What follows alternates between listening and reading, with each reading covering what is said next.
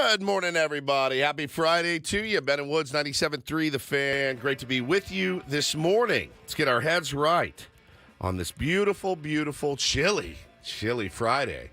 I'm Woodsy. That's Paul Reindl. He's our executive producer, imaging director. Good morning, Paulie. Good morning. And to my left, your friendly neighborhood sports anchor himself, Benjamin R. Higgins. Good morning, Benjamin. Good morning, and we do acknowledge how spoiled we are that we can say 57. that, it's chilly. I think it was 61 in my car. Just ridiculously cold. I got another car. It's 58 degrees. Oh. I'd like to, if I may, take this moment to wish my lovely bride a happy anniversary. 6 years ago today, we were wed. This is the anniversary. This is the real anniversary I feel like this is the first time in 6 years we've actually really celebrated it. Gifts, the whole nine. Good. Congratulations. Which is You always, made an honest woman out of her. I did, which is always fun after, 7 days after her birthday. So, she said, we're going to do it big this year. I go, oh, okay. All right. Sounds good. But happy anniversary. We got married on a beach in Encinitas, Solana Beach area by as you know, a prison minister, which is more fitting than you know. He misspelled several things on our wedding license. License? We had to get an amendment, and so now our wedding license, Paulie, has something stapled to the front of it because he wrote Solano Beach. He misspelled her father's name. I think he called me Words or something, like Stephen Words or something. It was an S show, as usual. Had he ever given the last rites to anyone on death row? I didn't ask him at my wedding, but I mean, it's definitely possible. He was a prison minister. Question, maybe an awkward question that you don't want to discuss on the air, but you brought it up. So your 6th wedding anniversary, which means you're going into your 7th year of marriage. Correct. The old 7-year itch is what they say is, with marriages that in the 7th year after 7 years, you start getting a wandering eye of sorts. I mean, come on, Benjamin. That is a awkward. Are you asking me if I'm planning on cheating on my wife in the next year? If I was, I wouldn't say it on the radio. Is that something you may not want to admit this on the radio, but I'm just going to throw it out there. Good Lord. No, I'm a very, very, very committed family man, right, and father and husband as best I can be. But do you believe it happens to other people? I've already been married, so right. This is kind of my. How far did that one make it? We were actually trying to think about it this morning. Oh. If you want to get super technical, I think 7-8 years. And so then, the paperwork was completely finished. And then this one was. We're at 6 today, but we've been together since 14. So, we're going on our 10 years, and we'll have to celebrate that anniversary in February. There's a lot of celebrations in our house, but I will, that was a very, very big day for us, and married on a beach just in front of my parents didn't even come in for it. It was her mom and stepdad and some dogs, and Bo was in her belly. So Bo was there. And it's actually how we planned it. This was not like a shotgun type situation, even though I am from Texas. But happy anniversary, babe. I'm very sorry about Ben and his question. That was a very, very weird question, I think, in my opinion. I think that's a very, very odd scene. I don't know how to really recover. I think you handled it well. You did a good job. It was a test, and you passed the test. I really don't know. Gave you a chance to shine for your missus at home. If you had said anything else, it would have been a problem. I've had thought about it, man.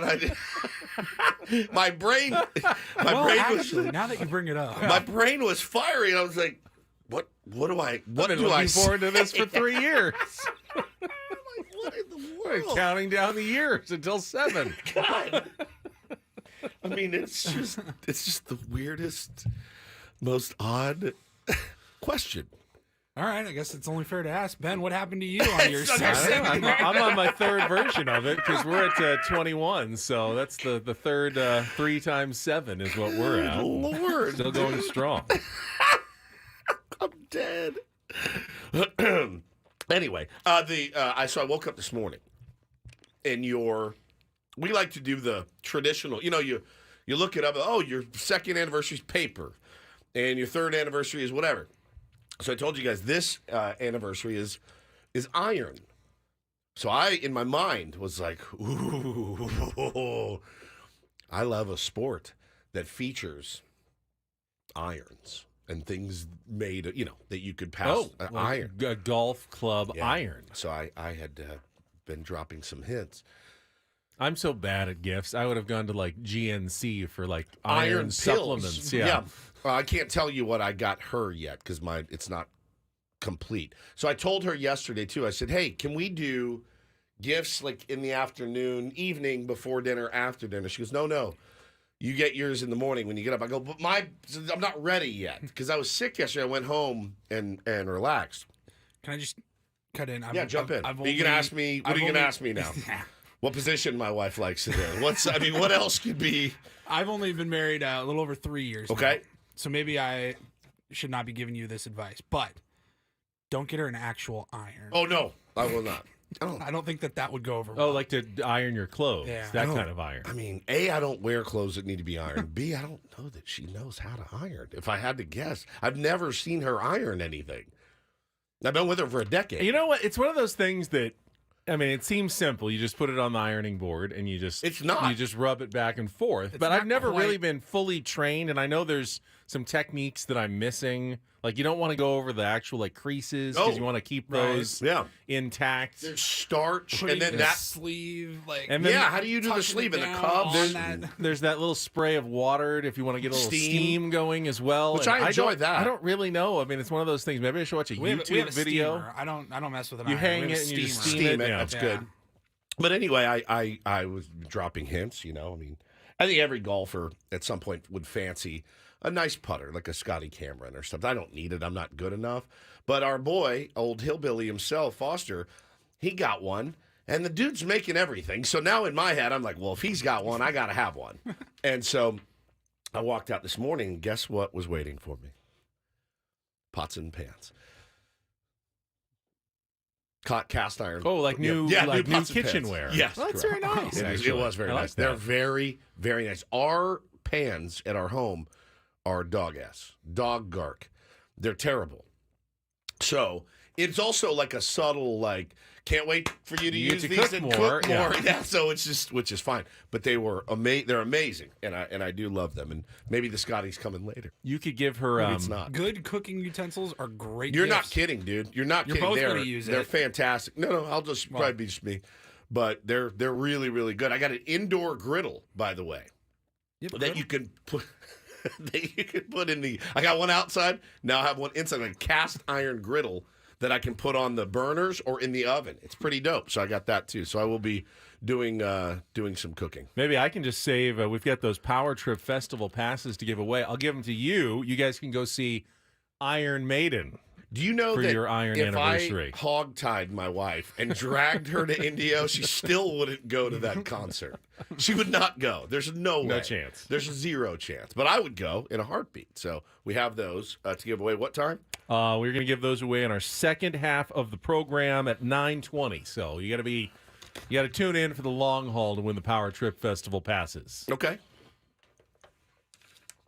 Any other questions? Would you like to see my wife's breasts? Because I might have an old picture somewhere in my phone. Is there anything else you want to handled know? it very well. It was a bit of a trick question. Throw it and in you- the YouTube chat. Yeah, You put it in the passed YouTube with chat. flying Everybody colors. want Throw it to? on the Anybody want to screen. see my wife's breasts? Who's ready? Hannah's in the chat. I don't She- think that's going to go over very well. Can you imagine? Hannah, I do not support this. I'm Team Hannah. God, it was so funny, man. So funny. Anyway. That would have been less awkward if Ben said, "Hey, will you show everyone your wife's breasts?" We've got some horn dogs in our chat. We do. God, anytime We there's can't get Katie Woo on the show without people losing their minds. yes, 100%. Very, very odd. Well, we were trying to get her in studio this week. It just didn't work out with her flights. Can you imagine? I don't know where to go now. A little bit thrown off. Well done, Ben. You don't usually. I don't usually. He You just can wants throw to me get off me. easily, but I've got you finally a little out of sorts this morning. Well, I was not feeling great. Yeah, how are you feeling? I 'Cause feel better. Yesterday you were definitely like on the verge of actual illness, but not quite there. I fought it pretty good Okay, and good. pretty hard. Got the soup from Jorge's last night, which seems to always help. Yeah, that's a legendary. If you're Encinitas spot for chicken, rice, soup, absolutely delicious. Yeah, it's incredible. So I feel good. I've been taking my vitamins and slept last night and woke up this morning. And, yeah, I feel pretty good. I don't sound great, but I actually feel better today. And it's nice to not have a baseball game last night that could, make you rip your hair out. And I just got to bed early, watched some of the football game last night, which is really good. We'll get into that as well. So should be an interesting show today here on Ben and Woods. Yeah, and of course, I've seen it in the chat already. You have to address just the truth that the Padres did get help last night again, and Insane. Here they are with 9 games to go, 4 games out of a playoff spot. As I said, if they're at 3 at Monday when we get here on Monday morning and they're 3 games out, it's time to ramp things up again, at least for a few days, to see if they can somehow pull off what would be one of the bigger playoff miracles in sports, to come back from the no one had ever come back. I think once they got like 9 out with a certain number of games to play, that was pretty much it. No one's ever come back from that far back, especially with the number of teams in front of them. But it's not over yet. I mean, they're still hanging on each day, getting a little bit closer, continuing to win. They'll go for their 8th win in a row tonight against the St. Louis Cardinals in the opener to the final home series. So we will talk about it. I looked this morning on the old Fangraphs page. This time yesterday, the Padres had a 0.2% chance, I believe it was. Okay. They had moved up to 0.2% chances of making the playoffs. And this morning, after the Cubbies lost again, the Padres are sitting at 0.7%. All right, that's a big jump. It's a huge jump. Big jump. Not even 1% yet. Not quite. The Giants have dropped down to 1%, Wow, man. even though we have they put us above them. What? Wow. Oh, That wow. is We're 1 game back. nuts. What a soiling by them. And they're only 2 games or 3 games out of a playoff Right, spot. and we're they're- 4? Yeah. It's not. It's dicey, dude. Is there a scenario, Ben, that the Padres get in without winning every single one of their Yeah, games? There yeah. is. Mike Petriello wrote a He big wrote a scenario really yesterday. Good, simple breakdown. It involved in the Padres simple going ways. 8-1 rather than 9-0. Okay. And obviously going 9-0 makes it easier a little bit than 8-1. But his scenario involved the Padres going 8-1, and the Cubs and Marlins and Reds kind of soiling themselves down the stretch. Not to historic levels, but saying going 9-0 though makes it sound like it's a lot more attainable. It's 16-0 because they've already won. But those are Yeah, done. those are done, Those are done. so, those, right. those go behind you. They're done. And now you go one. Now you go 1-0. Yeah. You need Every day. You need Matt Waldron to come out tonight and yeah, I mean every day has some diciness to it. 100%. This one, Matt Waldron pitched well last time. He did. We'll talk about all of this. Yeah, coming yeah, up. save it. We got 4 hours to discuss Padres. We will get into it. Last day for our daily Ditty theme this week. 80s movie music. Woodsy gets his pick on his anniversary, as it should be, and then we'll get into it on a Friday as. Woodsy said we'll look a little football. Yesterday's game. Got a weekend of really good college matchups tomorrow. Really fantastic. Got a San Diego State game tonight as well. Whatever you want to talk about on a Friday. I like it. It's kind of a loose atmosphere on Friday here with Ben and Woods. Getting started after a check of traffic. Kelly Danick standing by. The segment brought to you by the Golf Mart on San Diego's #1 sports station, 97.3 The Fan.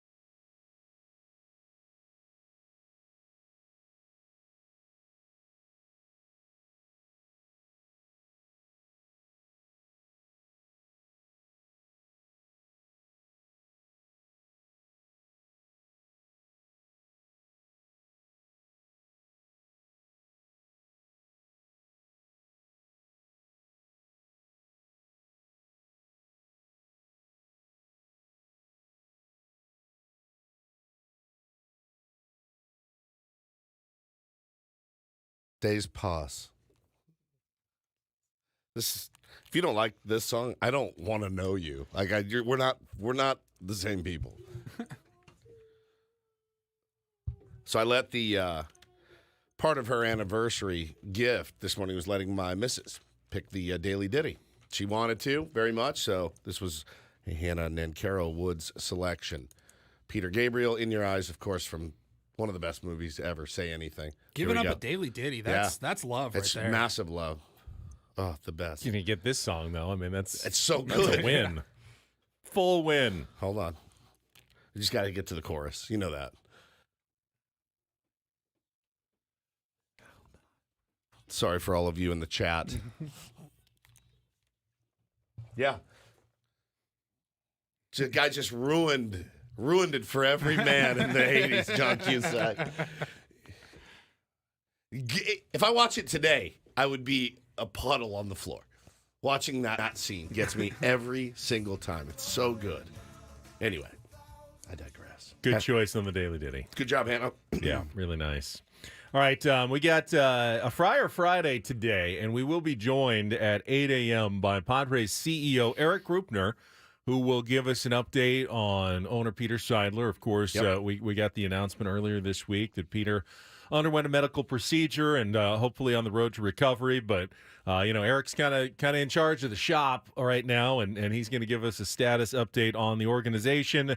Obviously, in a weird spot right here with all the stories that have come out this week and, all of our eyes really pointed on what's going to happen this offseason to our changes coming. But the team also on this 7-game winning streak, and now all of a sudden – knocking on the door of maybe sort of back in playoff contention. And I had to tune it in the last couple of innings. I popped on the Cubs Pirates game, so I'm officially doing some scoreboard watching yesterday. And boy, was that one kind of interesting. Dicey. Yeah, I mean, the Pirates were ahead the whole game. I'm going, all right, they're going to do it. And then it was like 5-1. And the Cubs scored 3 in the eighth to make it 5-4. And I'm going, this is going to be like a reverse Padres. The Cubs are going to come from behind and beat the Pirates just to mess with me a little bit more. But then the Pirates got a 3-run homer in the top of the ninth. Okay, 8-4. They're fine. Then the Cubs get a 2-run home run with from Dansby Swanson in the ninth. Nobody out. And they're trying to get the tying run on base. But the David Bednar, the former Padre, did end up closing it out, and the Pirates won 8-6. So with that, the Padres moved up another half game in the National League wildcard standings. They're now 4 behind the Cubs and the Marlins, who moved up into a tie for that last spot with the Cubs. Now the Reds are just a half game behind those teams. The Giants are 3 games back, I believe, and just a game ahead of the Padres now, which, since the Padres play the Giants and would have to beat them probably all 3 times. That's not really that relevant anymore. It's really the Cubs, Marlins, and Reds you're cheering against at this point. The Diamondbacks are a game and a half up, and they have a tiebreaker on the Padres. So that one's pretty unlikely that the Padres could both pass them in the last 9 games. So really, if you're doing scoreboard watching, you're focusing on those 3 teams and losing as many times as possible over the last 9 games. This weekend, if you're curious, the Milwaukee Brewers are at the Miami Marlins for 3. Corbin Burns on the mound today in Miami, so that's a chance for a loss. The Cubs are hosting the Colorado Rockies, who just got swept by the Padres. That's at Wrigley Field. You're kind of hoping that it's just whatever's wrong with the Cubs right now. They lost 6 of 7. Just stays that way. Just kind of stays that way. And then the Reds have a pretty soft schedule. They're at home against the Pittsburgh Pirates. Of course, the Pirates just won yesterday against the Cubs, so they haven't at least packed up their tents entirely for the season. So those are your kind of rooting interest games outside of Padres Cardinals, which of course, pretty much every game has to go the Padres' way. I mean, if they slip up once, you'd really need a ton of help the rest of the way. So Padres need to get the job done and continue this unlikely winning streak. Padres finished the year undefeated, on a 16-0 run. Win the next 9. They still need a lot of help. If you lose 1 game, you need a ton of help. And if you lose 2 games, it's almost over. Yeah, pretty much. The Padres can only get to 84 wins, right, if they won all of their games. So what eliminates the Padres? Well, if 3 of the wild card teams get to 84, 85, depending on the tiebreakers, that's it. Now, the Phillies are already at 84. Padres can't catch them at all because they lost the season series to the Phillies. So that's out. The Diamondbacks are at 81 and have the tiebreaker. So if they win 3 more out of their last 9, Padres can't catch them either. That's why you're really looking at the Cubs and the Marlins. They have 79 wins. So they'd have to finish with a winning record to get to 84. Now, the Cubs have the tiebreaker over the Padres. The Marlins do not. So, the Padres would need to finish a game ahead of the Cubs as well. So you're going to need the Cubs to basically play at or below 500 in order to get past them if you win all your games the rest of the way. I'm sure it makes our boss Adam cringe, and probably Erik Greupner and anybody associated with the Padres organization, when one of the hosts on the morning show, Flagship, is like, I don't know, I doubt it. Don't get your hopes up, don't get excited. It's like, that's emotional protection. It's the cocoon. That's what I do. That's what I do in my relationships. That's what I do in my life. I'm in the cocoon right now, and I'm warm and safe in here. You will not get me. You get me if you go 3-0 this weekend. You'll get me. You got me back, and I will be shirtless, painting my face. But today, on a Friday, I think Ben nailed it. If they can, Monday is the day. 3 back. On a Friday, Paulie. If you can get to Monday and you're 3 back, it's time to really look at this. I've been saying for 3 months now, get to 500 before you get me back. Yeah, before you settle down. Get to 500 and then we'll talk. 500. And now, what are they, 3 games below 500? Three games under. Both of those roads would meet on Monday if this were to happen. Nobody in the chat says, is that cocoon big enough for more woods? Yeah, I've got plenty of room in my cocoon. And I've got 48 years of cocoon weaving experience, so I'm very good at putting the cocoon around me. I love that word, by the way. Now, cocoon. We talked to Katie Wu yesterday, and I didn't really even think of asking her, but I saw a tweet that I didn't realize that I guess Paul Goldschmidt and Nolan Arenado are both on the injured list. The Cardinals are coming to town at far less than full Cardinals strength. You're not seeing Wainwright. Yeah, well, they're shutting him down either for the rest of the season or at least until the home season. Now they beat him a week ago when they faced him. He's like one of the most hittable pitchers in the big leagues. You want Wainwright in it, but he's on a 2-game streak, I think, but still. Did pitch well last time out. Yep, really well. But he's not going to face the Padres this weekend. So who do we got tonight? It's is it Jordan Hicks, I believe. Oh God, he throws like 117 miles an hour. Yeah. It's Dakota Hudson tonight. Against Matt Waldron. So ERAs are comparable. Waldron's coming off, one of his best starts, his first major league win last time out, but Martinez gets the start tomorrow. Right. He's only stretched out for 3, maybe he can get to 4, but it's a bullpen day. St. Louis is undecided for tomorrow. Okay. Old TBD. And then it would be Michael Wacha, the former Cardinal, pitching against his team on Sunday in the series finale. Drew Rom. All right. Yeah, all right. On Sunday. Well, this is September baseball. It is. He of the 1-3 record with a 6.92 ERA. Yeah, it sets up nicely for us, doesn't it? All right. Well, listen, we'll see what happens. I just, you're not getting in this cocoon until Monday. Nobody. I mean, I'm here now. Many of you can join, but you're not going to break the seal until Monday. The seal, it will not be broken. Fair enough. Come back in here Monday, and we've won 3 in a row, and Matt Waldron gets a dub, and guys start to hit, and I mean, hey, you've shown me something in 7 games. I can't. No, we're full in here. And I saw a lot of people expressing a very legitimate possibility that if the Padres stay hot, the most likely outcome is that they pull very close but don't get there. Correct. And then we really get to play the what-if game of all of the extra inning losses and one-run losses. There's so many games. I mean, you can already play, It's not like they only had 2 excruciating losses that absolutely should have been wins. I have 25 of them. 99 out of 100 times you win that game. No, we have 25 of those games. I have 25 of them on my list with a corresponding about 3 games that you felt like, hey, we pulled that one out that could have gone the other way. And you're coming down now to the wire. And, just a couple of those would have made a huge What is that, difference like at this a point. sixth of the season has been Yeah. excruciating. Yeah, Like, excruciating. should have won. I mean, if you played all 25 of those games, again, like you should win 20 of them.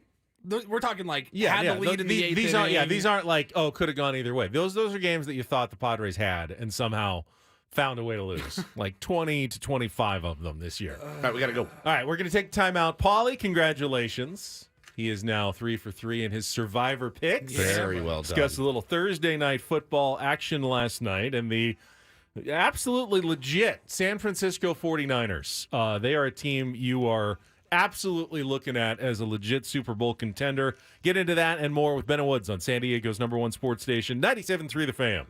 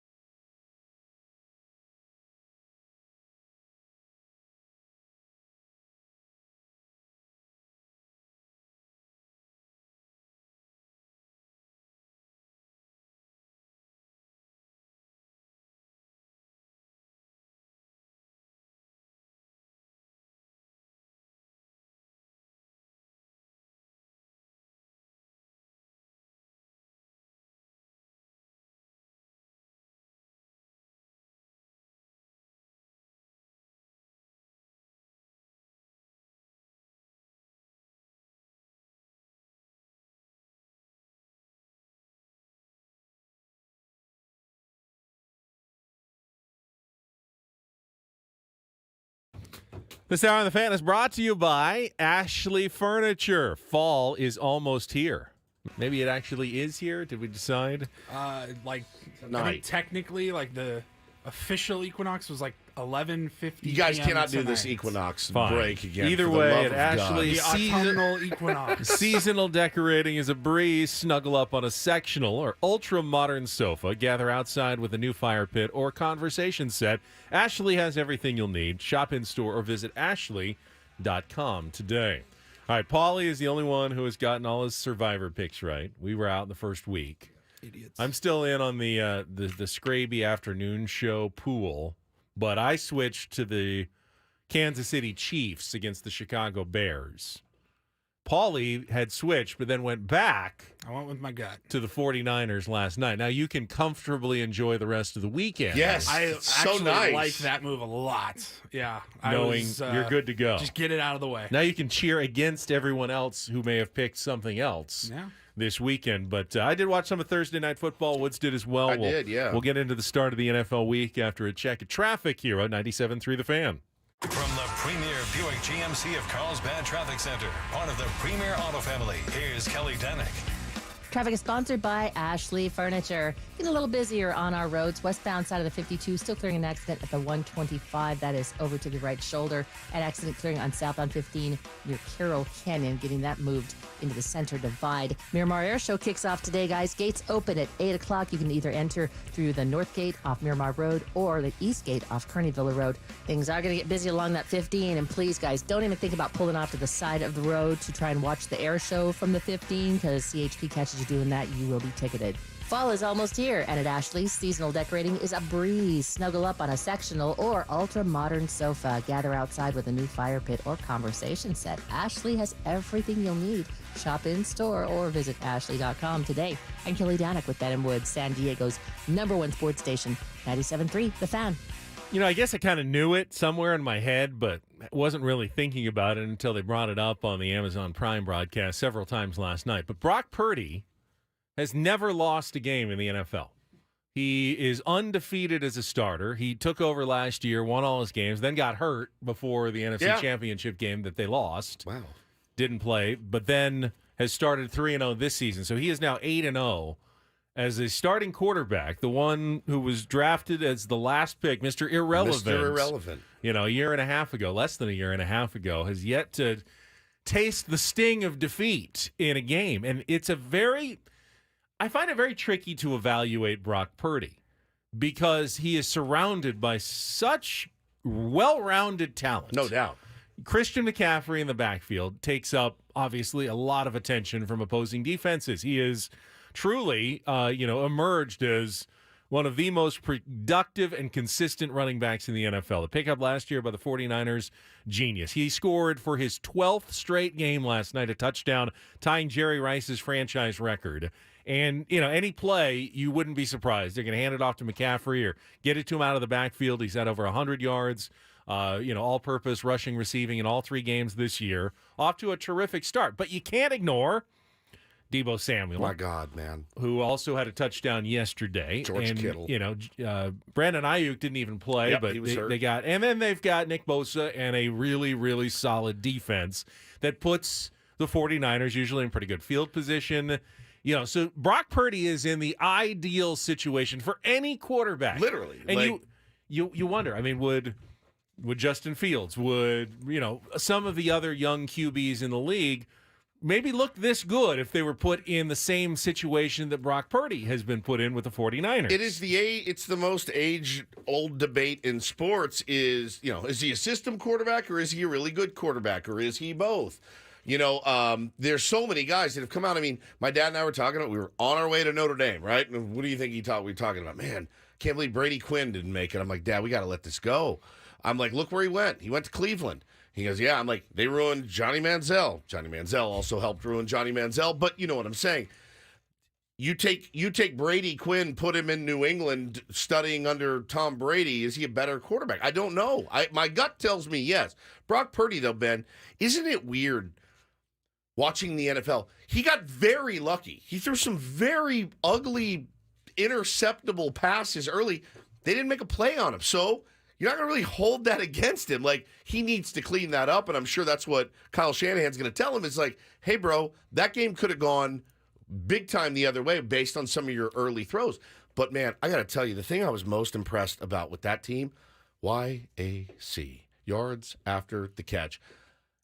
Dogs. I mean, Kittle, and we know, Kittle, Debo, McCaffrey, those guys got so many yards after contact, man. Yeah. And, like, it was unbelievable watching them fight and claw and scratch for every yard. They're a legit good team. If they stay healthy, those guys stay healthy, which is a big if these days in the NFL. You've lost some major stars. Lost another one yesterday. The question is, can Brock Purdy take them to a Super Bowl title? I think the answer is unequivocally yes. Yeah, I agree, actually. And, he's not bad. Now, I watched a little closer, and he's had some good fortune. He's been put in a great situation, but he makes some good throws as well. The touchdown to Debo was about as good as it gets. And you can see the confidence just continuing to ramp up, because why wouldn't it? Why, when you're 8-0 and you got all this talent around you, why wouldn't you play confidently as you go out there? Now, if he has a bad stretch, then the 49ers probably not going 17-0, so he's going to taste defeat at some point. You wonder, now, is that going to mess with them? Is he going to lose some confidence and go through okay, now I've got to figure out what struggling feels like a little bit in the NFL? We'll see what happens there. But, the game in some ways was closer than the final score, because the Giants, they made it a one-score game early in the second half, even though they had been dominated in time of possession. I got a little nervous there. Yeah, I mean, I bet Paulie for a second at least felt like, the 49ers, my survivor pick, you should be up by 20, and they're only up by 5. Yeah. I might have bet on the first half score. So you were happy. I bet on last night. I took the Niners. I didn't take the 10.5. I bought it down to 9.5, and then I took a Danny Dimes interception too, which was very, very fun. When he threw that and it bounced off the homie's hands and right into the other guy's head, I was like, I almost took the over on passing attempts for Jones. With Saquon Barkley out, you're like, all he's going to do is throw the ball, and he did get over 31.5, I think it was. Well, you want to talk about quarterbacks.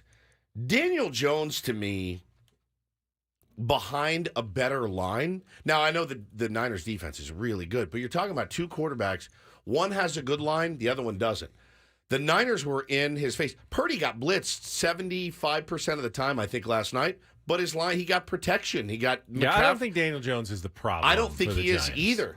I'll tell you what, though. I will watch Giants games now because I really, really like watching Brian Daboll on the sideline. He's unbelievable. He's an absolute. My wife goes, she doesn't ever watch football. She goes, what's his problem? I go, I have no idea. He's screaming about something on the sidelines. Like, he's so fun to watch. But no, I don't dislike Daniel Jones. It's just a tale of two lines, two philosophies. You put organizations. You put Daniel Jones behind the Niners line with the Niners defense. You know what I mean? Like, how good is that guy? Yeah. How good can he be? Now, and while, yes, the game was still kind of in question in the third quarter, in some ways it wasn't as close as the final score, which was 30-12.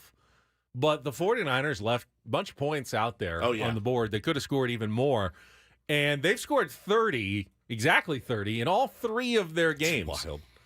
That's wild. You don't see that defense giving up more than 30 a lot. If basically the baseline is we need to score 31 to beat the 49ers, they're not going to lose much this year. And they could even score more than that. So if I'm a 49ers fan, pretty good. I'm feeling pretty good so far through 3 games of this season. This is not a mirage. It's a really good football team that now gets the mini bye through the week, feeling good. I think Kyle Shanahan did the old, hey, you guys win, you got the weekend off until we come back to practice. You lose, we're working this weekend. So always a little extra motivation. That's definitely motivation. When you get some extra time off to enjoy a victory in the NFL. So no question, man. It was, a decent game for a Thursday night game. Yeah, and there are I was surprised because you figure after 2 weeks, you're going to get at least a couple of 2-0 versus 2-0 matchups on Sunday. Not a single game on Sunday features 2 teams that are 2-0. The only one happens on Monday in one of the 2 Monday night games when the Eagles take on the Bucs. Every other matchup, there's at least one loss somewhere. Not that there's bad matchups necessarily on Sunday. There's some Yeah, it's decent so ones. early. There's certainly some like huge, like feel like must win, like Jets Patriots. You go, okay, both of these teams feel like they got to win at this point. Chargers Vikings, Huge one. both 0-2. You got to win if you feel like you're going to turn your season around. But if you're a football fan, it's really the college lineup is where it's at tomorrow. It's elite. It's an incredible. elite day. They've got. I'm already sweating it because this morning I got hey, tomorrow we need to do clean outs of the garage and we need to move the couch around. And I go, hey, I can't.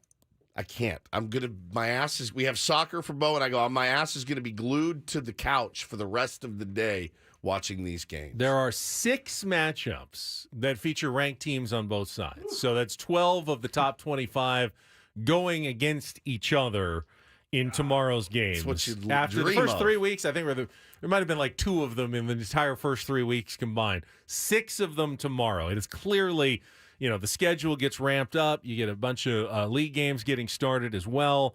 And there's, you're not going to be able to watch them all, obviously. No. There's a lot of overlapping. But if you want it, I put together the best TV lineup if you want to go like all day. Okay, lay it on me. Watching college football. So you start, 9 a.m. is kind of the weakest of the slates. It's the best game's probably number 4, Florida State at Clemson on ESPN. And then at 12:30, there's a bunch of good games, but who's not watching Dion in Colorado? Number 19, the Buffaloes taking on number 10, Oregon, just to see. I mean, is it, everyone's, the Colorado side is like, are you crazy that we're 2 touchdown underdogs here? Or is, Oregon going to finally show everybody that Colorado may be good, but they're not.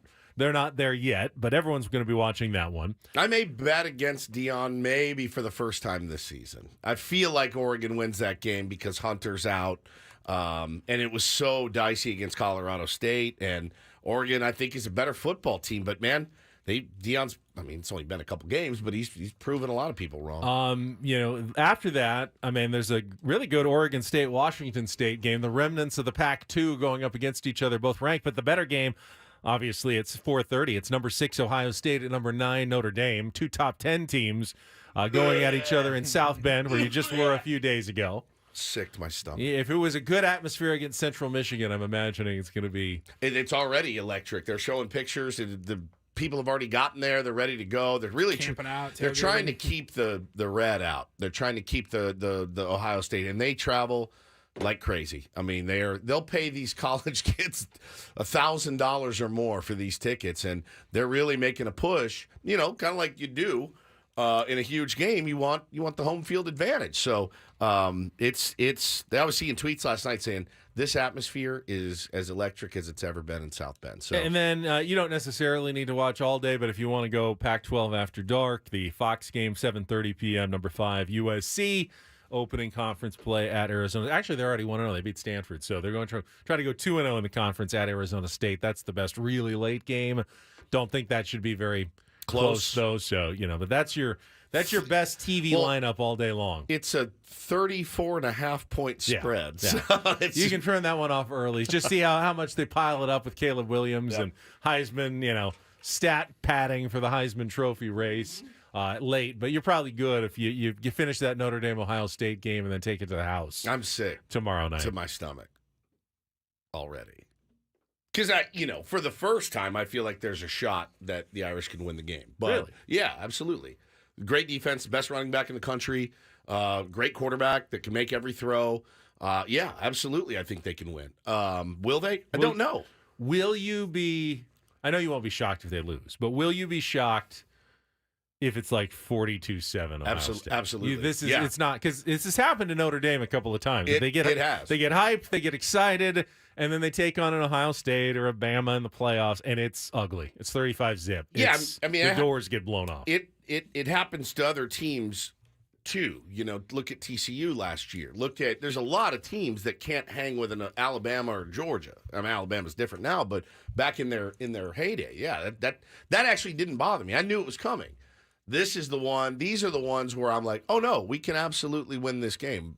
Do I think we will? No, I don't. But do we have a shot? Absolutely. Do we have a better shot than we have in years past? Yeah. And I think Marcus Freeman will have him ready to play. And I love Love Sam Hartman, and we have a running game, man. We have the best running back in the country. He's the front runner for the Doak Walker and Audric Estime. Yeah, that all lines up well. We've got our defensive captain back, and the place is going to be electric. So who knows, though? I mean, Ryan Day is a really good football coach. They've got a good team. They always have a good team. This is why I'm puckered already. I don't even want to. These are those games you don't even want to watch. Like, you're just like, can somebody let me know? They make me so nauseous and sick to my stomach. But I'm glad it's a little bit later in the day, so I'm not a total, a-hole to my family. Because that's how I get during those games. So please leave me alone. I'm begging you. 1 hour in the books. All guests on Ben and Woods appear on the Premier Chevrolet of Carlsbad fan hotline. Save money the right way with Premier Chevrolet of Carlsbad. Visit them today in the Carlsbad Auto Mall. Chevrolet, find new roads. Erik Greupner, CEO of the Padres, will be with us in just over an hour at 8 o'clock on a Friday. Lincoln Riley did the right thing. We can talk about that coming up, finally. Not going to give him much credit for it, though. We'll also play some Take on Woods. Chance to qualify for a getaway to Las Vegas. It's all coming up next on 97.3 The Fan.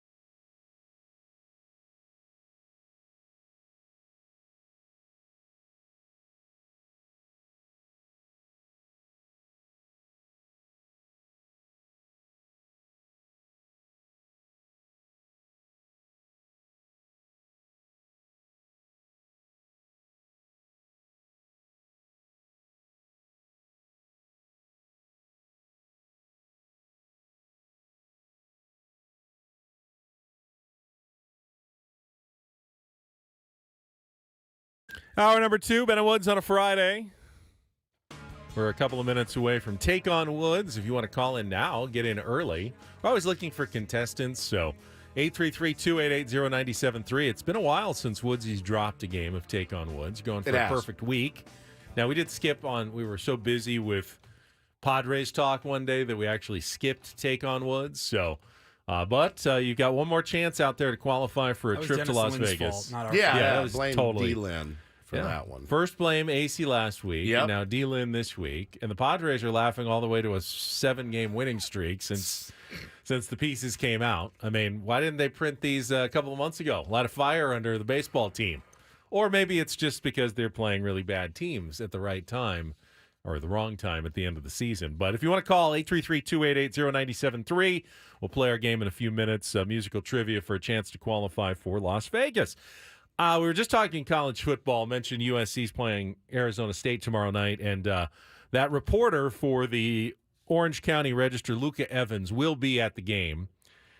He has had his suspension by USC lifted. Story we did on Don't Do This about Lincoln Riley suspending a reporter, an independent reporter, for just basically writing a story about his team, but using a quote that came outside of the Media the allotment. media allotted portion of time where you're supposed to be covering the team. And the funny thing is like it wasn't he didn't catch two players going, "Hey man, I hate this place. I hate this system. They're not using me enough.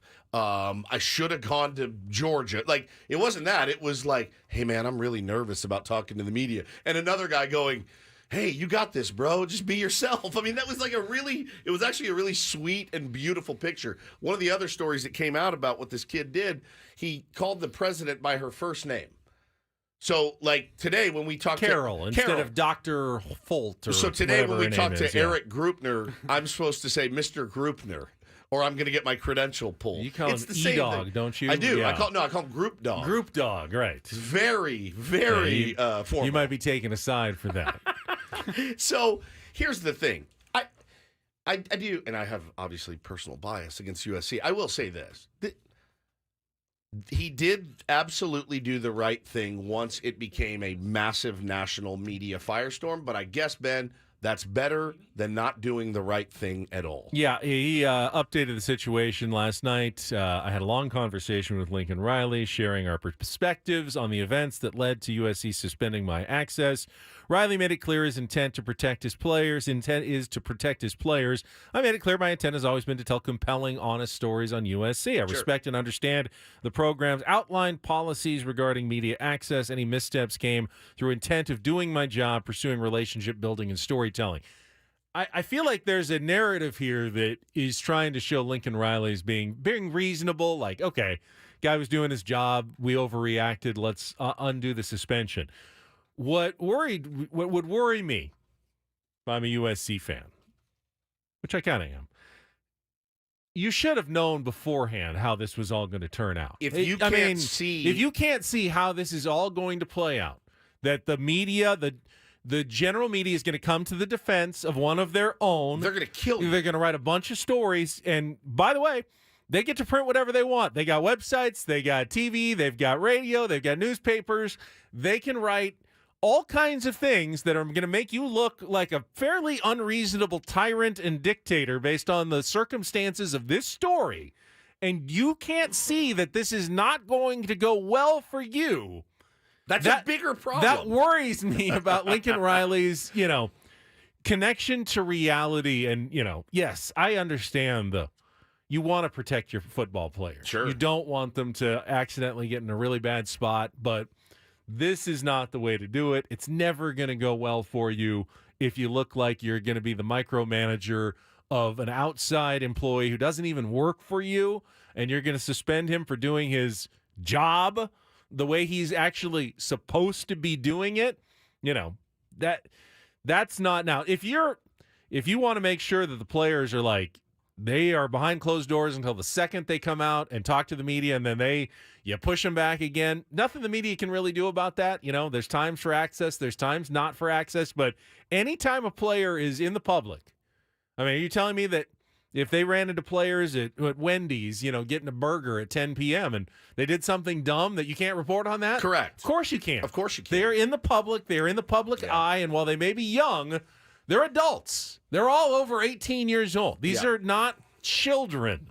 These are young adults who have to be, responsible and make proper decisions when representing the university, and you can't protect them against everything by simply saying, "Oh, it's not between 3:30 and 3:45 p.m." Can't so write the story. You can't write the story about anything that happens about our team. It doesn't work that way. It's the college football coach as God, and I don't. Now, maybe that stuff flies in Norman, right? It's not going to fly in Los Angeles. It's just not. It's not going to fly. I bet you Nick Saban, Ben, has such a chokehold on the media there, and I bet you access has been denied and collusion against certain people is absolutely a thing in quietly behind the scenes, pulling the 100%. strings. Yep. Yes. Yeah. I mean, so publicly suspending a reporter from an independent newspaper. No, can't get away with it. You can't get away with it. You have to know how that's going to go for you. You just have to know, and if you don't, I think it's a good lesson for Coach Riley because it's just not going to fly. It's just not going to fly. So, yeah, and man. they do the same thing at San Diego State in terms of access. It's the allotted media availabilities. It's certain days after practice you get a chance, and other days there's no access whatsoever.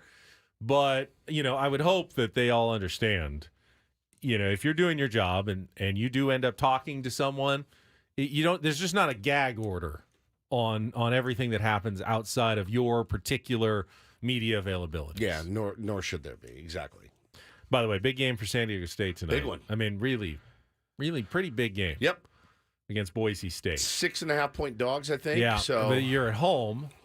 This is, if you lose this one, you're going there. Boise State's picked to win the conference. how are they doing this year? Not well. Boise State's I not- think they're 1-2. Okay. They got their doors blown off by Washington. Top 25 ranked Pac-12 team, as the Aztecs did against UCLA and Oregon State. And then they lost another close one to someone else, another Power 5 team, and they beat a North Dakota or something. So pretty much in a similar state as San Diego State. But you lose this one, next week you go to the team picked second at Air Force, on the road, at altitude. You're staring at 0-2, and you go 0-2, you're pretty much done in conference, the race to get to the conference championship game. You go 1-1, you can say, all right, we survived the gauntlet of our first two. Now we can go on a run. Let's build some momentum. You go 0-2, season ends pretty quickly for your San Diego State Aztecs. So, this is the home game, and you may be underdogs, but this is as big as a game I think they're going to play all season tonight against Boise State. And I'm not surprised that there's still tickets available, but I mean, San Diego State's got to figure out the right price point that both helps them pay back the cost of the stadium, but still actually fills up the stadium. Because there's no reason you shouldn't have a sellout against a Boise State team on a Friday night, national TV. Other than price. Other That's than it. you're pricing your fans out too high. Now, I know a lot of football fans go to high school football games. You get your kids and they're in high school, so you're not going to the game tonight. It's not an ideal time for everybody on a Friday night at 7:30, but if you got a small, intimate 35,000 seat stadium and you're supposed to be a football team that's trying to get to the next level, you've got to be able to sell that out for a game like this. Yeah, it's the price and it's the product, the two P's. The product right now on the field is just not an exciting brand of football at all. Can they run it? No, they're like middle of the pack. Can they throw it? No, they're below middle Some of of those the pack. Rocky Long years, they had exciting football. Yeah. And with Rashad Penny, making a Heisman push 100%. and stuff like that. But you were at Qualcomm, 75,000 Yeah, stadium or nobody's filling whatever. that thing. It just didn't work out. And so when you have the smaller stadium, the brand new stadium, it sucks, man. Yeah, it's tough.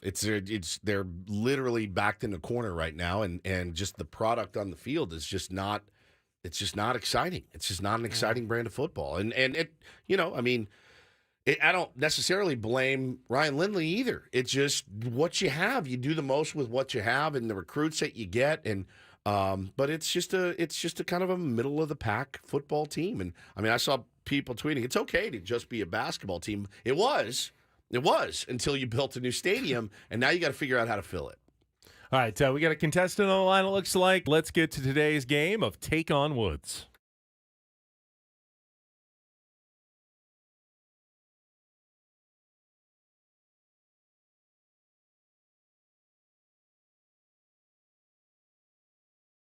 All right, exit Woods, enter Jamie, our contestant this morning. Jamie, how are you? Happy Friday.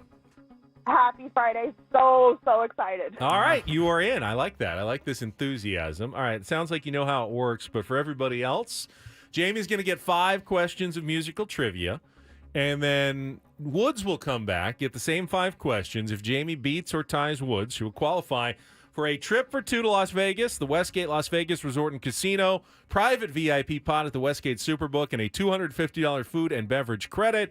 Check out the $70 million in room renovations at the Westgate, home of legendary Vegas fun. And to give Jamie an advantage, you get to pick our category with Keep Woods in the Dark. Your choices are Wait for Me, Part 2. We got 5 more song titles that end with the word me.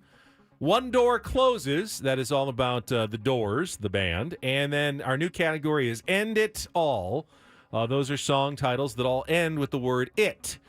So Wait for Me, One Door Closes, or End It All. Jamie, what's it going to be?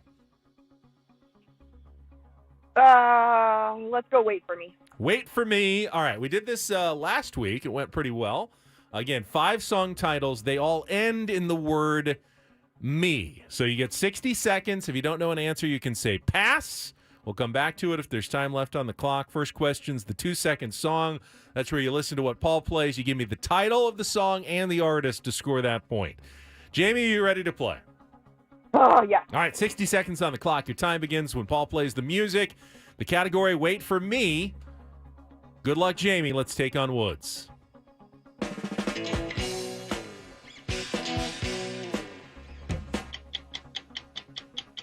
Steve Miller Band, pass.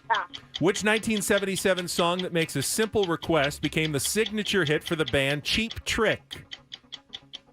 Want You to Want Me. Correct. A young teacher's inappropriate relationship with a student is the subject of which Don't creepy... Stand So Close to Me. Wow, very good. Which major 1980 hit for Blondie was recorded as the theme to the movie American Gigolo? Call Me. Correct. Deny, Deny, Deny is what Shaggy does in which 2000 single in which he gets caught cheating on his girl. It Wasn't Me. Correct. Go back to our 2-second song, Polly. We just need the title.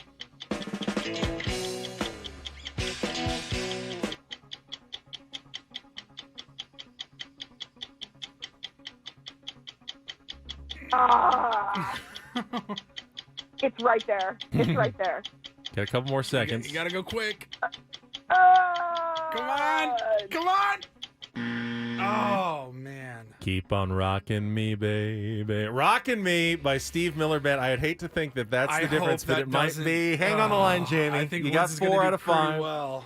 I want you to want me. Don't stand so close to me. Call me. It wasn't me. Will that be the difference? Oh, Let's man. bring Woods back in. All right, Jamie's score is locked in. Woods doesn't get the category. Coming in blind. Coming in hot on a Friday.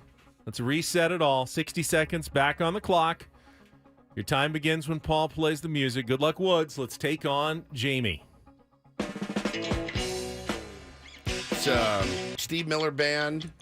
Take the Money and Run. No. Jet Airliner. Incorrect. Which kill 1977 song that makes a simple request became the signature hit for the band Cheap Trick?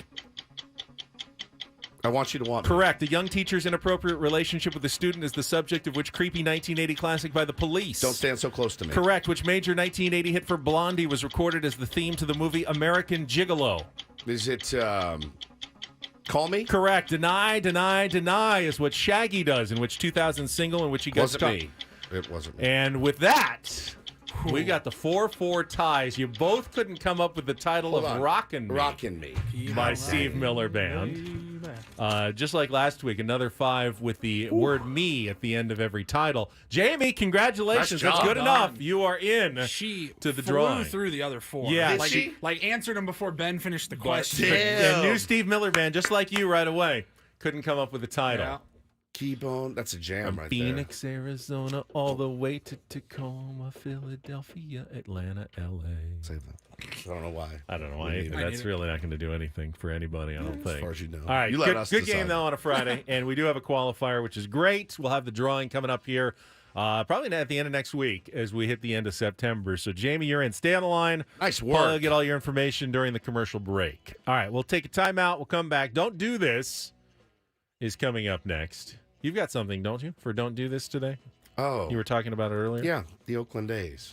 What are you doing? Oh, yeah. Yeah, what, Oh my goodness! what are we doing here, guys? It was bad when I saw the surface part of the story, and then you dig a little deeper, deeper part. and it's like a double. Don't. Yeah, do it's a this. double. It's a double DDT. And Yeah. I've got to do this. I don't know if you saw what happened on the Amazon Prime post game show yesterday. That was did not. just amazing. I was asleep. It was amazing. So that is coming up next with Ben and Woods after a check of traffic here on 97.3 The Fan.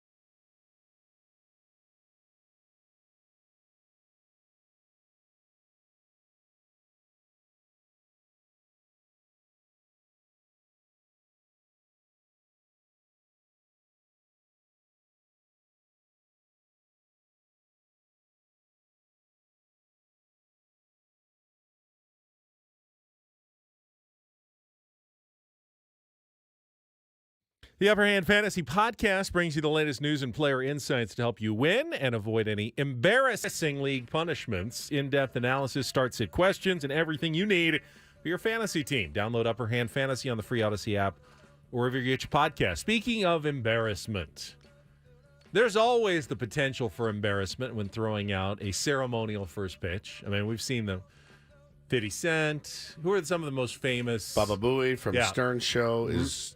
I mean, it's the best radio I've ever heard. Horrifically right? bad first pitches. And then there's just not great ones, that aren't embarrassingly bad. But I don't think there's ever a bigger chance to embarrass yourself than doing it Yankee Stadium in the Bronx, going up to the rubber, not standing on the grass, but actually going up to the rubber when you are someone who makes their living calling out athletes all the time.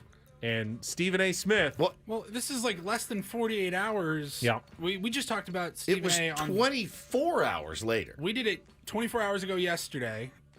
On Don't Do This, we had Stephen A. on. Yeah, for he threw this. the pitch out last night. Tell the baseball community to shut the hell up. Nope. Yeah, he's like, nobody even likes baseball. The ratings are bad. No, I watch football. I never have time to watch baseball. The Yankees are like, why don't you throw out? I mean, it was already set, but if I'm the Tell the Yankees, baseball community to shut the hell up. if I'm the Yankees, I'm like, never mind. But So now he's out there last night. And again, I mean, he's not a professional athlete. So, the standards are low. You lob it over, fine, whatever. But Adam Jones, who was a professional athlete, said, I lobbed it on purpose so that I wouldn't bounce it. Is that the number one rule, right? The number one rule for throwing out a first pitch is you don't bounce the worst possible outcome is when you shank it. throw it way over the catcher's head to the backstop. That's At least when you bounce it, they can block it and you just get out of there. If they have to go chasing it back to the backstop, I think that's actually the worst outcome. As long as it's in the tunnel of the Batter's box, to batter's anywhere, box, yeah. you feel like you're okay there. Height-wise, even low, you're saying it's fine. I think the bouncing of it is pretty bad. I don't think you can bounce it. And this it's was 60 feet. And this one was straight. You got to but- throw a rainbow as long as it gets there. as long as But gets it was there. it was about 53 feet and one bounce It and didn't get choked there. Choked the splitter. The form was not good. No, I mean, it wasn't. It was very awkward looking. He had practiced, he said, and then when the moment came, He said he choked. he choked and said, I could have done much better. He absolutely choked. He got... I was watching SportsCenter last night after the football game. Van Pelt, Stan Verrett. I mean, show after show, just hammering him. He got hammered by his own last night constantly for the bad first pitch. He'll never live that one down. No, he's done. It lives with you forever. Yeah. It's tough. I've done it. It's very nerve-wracking. I've done it twice, and it's a terrifying endeavor, certainly. I will go to the Bay Area, Benjamin, and tell you guys about last night. Miggy Cabrera is on his farewell tour, and the Tigers were in town to play the Oakland A's. And listen, it's the Bay Area. What are they famous for? Wine. They have a lot of great wine up in Napa and areas up in there. And so they came out and gifted Miguel Cabrera a bottle of wine. Now, I saw people tweeting about it immediately. And listen, I mean, was it the world's most expensive bottle of wine? No, it wasn't. It was a bottle of Camus Cabernet Sauvignon from Napa, California. Now, there are some really high-end Camus bottles. Absolutely. This was not one of them. Well, yeah, I think everyone assumed, that's probably one of those, $1,000 Yeah. bottles of Camus. No, this was the one you'd get like at Costco. Yeah, this is a Bevmo Yeah, type Bevmo, bottle of Camus. And Total Wine. Yeah, it was a little bit bigger of a bottle. It wasn't just the It was normal, a Magnum. Not a straight bottle, but a double bottle, a Magnum. Yep, and I think retails for about $149.98 is good. what I saw. So about $150 bottle of wine. I saw $90. Well, this is a 2020 Camus Cabernet. I got it right here. Somebody tweeted it from at least this one store offers it $149.98. Bigger problem is Miguel Cabrera was sent to rehab for alcohol abuse years ago. So I don't know how that's gone. I believe it was court ordered, I believe, at the time, based on a domestic incident. I believe it was court ordered, but he was still in rehab for alcohol, and that's what he gave him. They don't do much. I mean, he can always regift it. You could walk right in and hand it to someone else. Age, who I believe loves wine. Here you go, bud. That's for you. It is always the thought. What do you that, think of regifting? I have no problem with it. I don't either. Zero. If it's a nice gift, but I'm not going to really use it, then Yeah. that's what it should be. It should be regifted. Yeah, it's better than collecting dust in my house. I mean, I get bottles of stuff that I'm not going to drink. So I give them away. Miggy's Swan Song tour that you see happen in baseball, they were just in Los Angeles. Yep. And LA gave him a star on the Hollywood Walk of Fame. Wow. Which is pretty awesome gift. They can do that? I didn't know. I thought that there was at least some sort I'm of sure somebody in independent the panel. front that, office makes a call to the city or something. You can get that done. I mean, But I just- saw they unveiled they pulled off the curtain or the drape, and Maybe it was a it's a maybe star. it was a fake one. Maybe. But that's either still way, it's a badass pretty gift. cool gift. That'll look cool in his man right cave. between Martin Short and Ricky Schroeder. And then he goes up to Oakland, and the cheap ass A's give him a Like, bottle what do of we have water. laying around? Can we give him Ben's chain over there? Yeah, it. You know, they don't do much right in They Oakland right screw now. up a They really lot. do. They do. So finally, a little do this on a Friday, and this was absolutely amazing. You didn't see it. So I was Amazon asleep. Prime game ends last night. They go to their post-game show, and all of a sudden, the special guest arrives on the set for a little post-game commentary.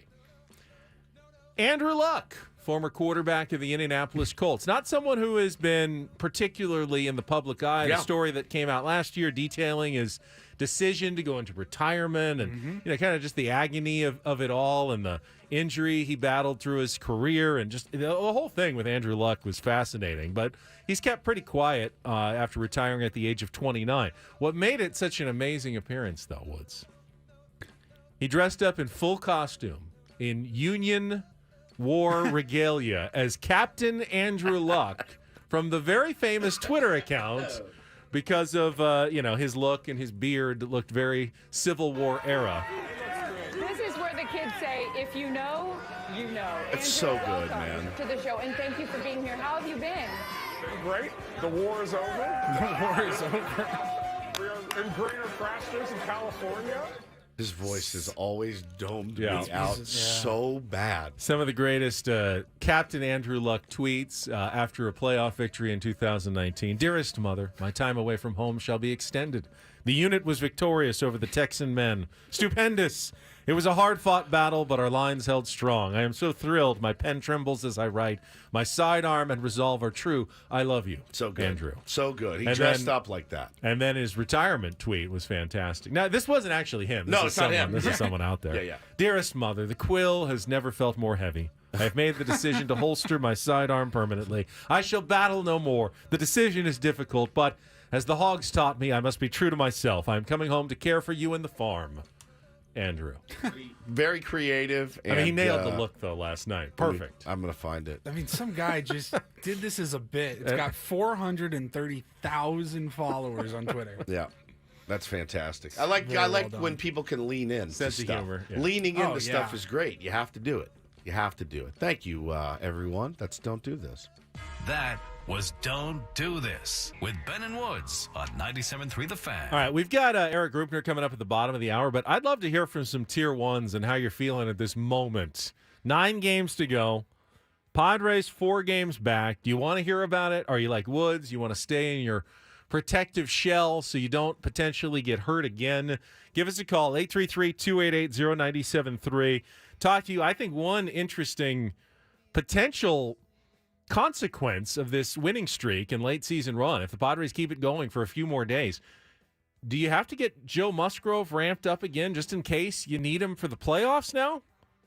I mean, when do you actually make that decision? Like, I just want to make it very clear that I hate everything about Like, this. It's just the worst. like you mean we could be 10, 11 days away from Joe needing to take the mound in a playoff game. That dude, I follow him on Instagram. That guy's living his best life right now. I think he's around the team some. I don't know that he's traveling. It's Mostly Saquon. pancakes and lazy rivers right now for Joe Musgrove. The phone rings. He's like, "What? Ramp up! You're joke. I have a stack of pancakes in front of me right now." He would hate missing I've the got the playoffs. biggest tomahawk steak you've ever seen in your life. Dude. Bob, I'll be there later. Oh, man. All right. Well, let's get into it. All right, coming up next with Ben and Woods, San Diego's #1 sports station, 97.3 The Fan.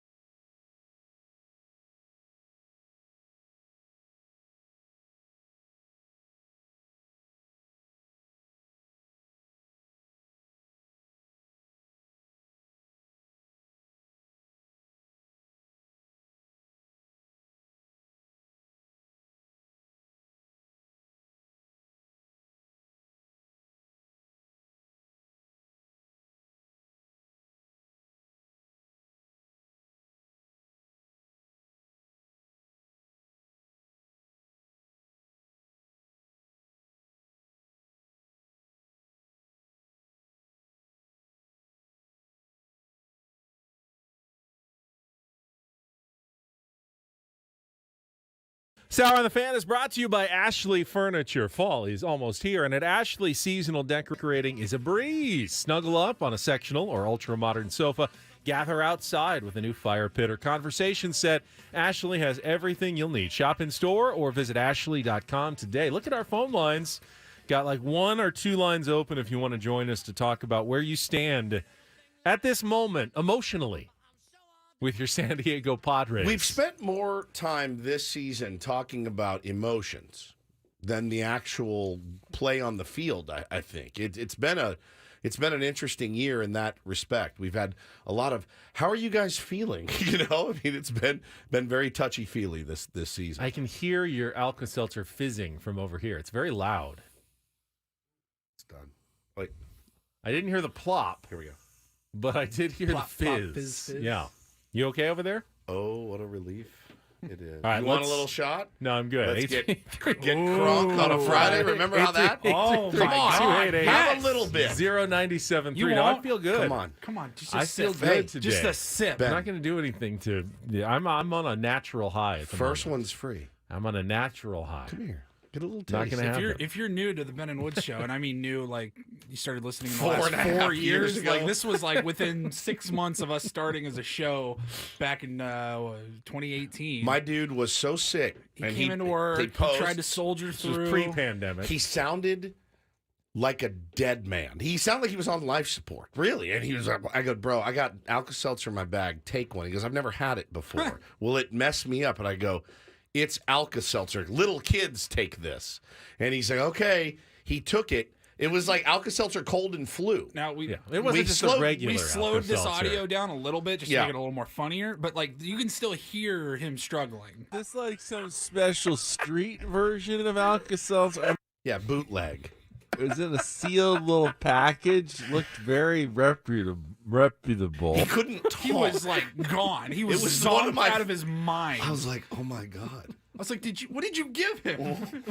Alka-Seltzer. I never know what's coming out of Woods' bag. It's I in don't the really package. trust what's in there. It's That's not why I like- asked. Is it in a It was in a Yes. sealed little package. Package? What do you Looked think? Very Hey, reputable. let me whip you up. reputable. I would never dose somebody without their knowledge, Benjamin. Good Lord. Just wanted to know what else was in that. There's no way it has that Acetaminophen that is what's in strong it. of an effect. I knew it wasn't supposed to be a prescription strength sort of thing, and it felt very prescription strength. He was like jacked up. It was great. All right, let's get to the phone. All right, first we'll check traffic, and then out to the phone lines here on Ben and Woods. From the premier Buick GMC of Carlsbad Traffic Center, part of the Premier Auto Family, here's Kelly Danick.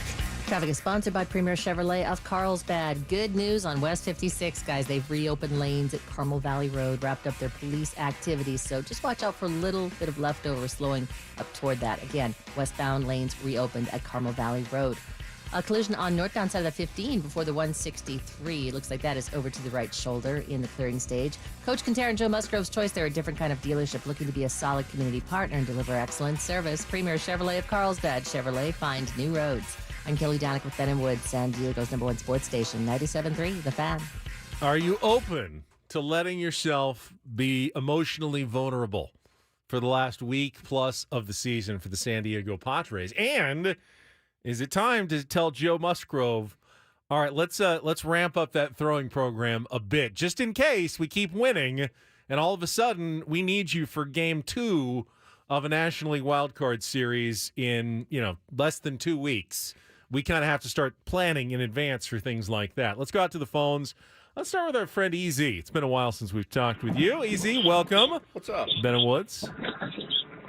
Hey, good morning, guys. Thanks for taking my call. I appreciate it. Yeah. No problem. Well, I hope they finish strong with a winning streak, here, and hope that we get to at least 500. And yeah, Ben, why not, right? Wishful thinking.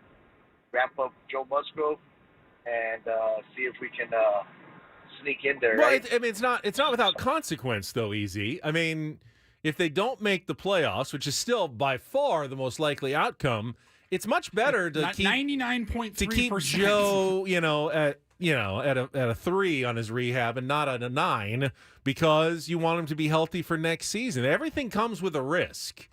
Just like getting excited about the possibility of the team coming back to make the playoffs means when they don't, and it gets pulled out, from under you, You're bummed. you get that disappointment one more time that we've lived through all season long, correct?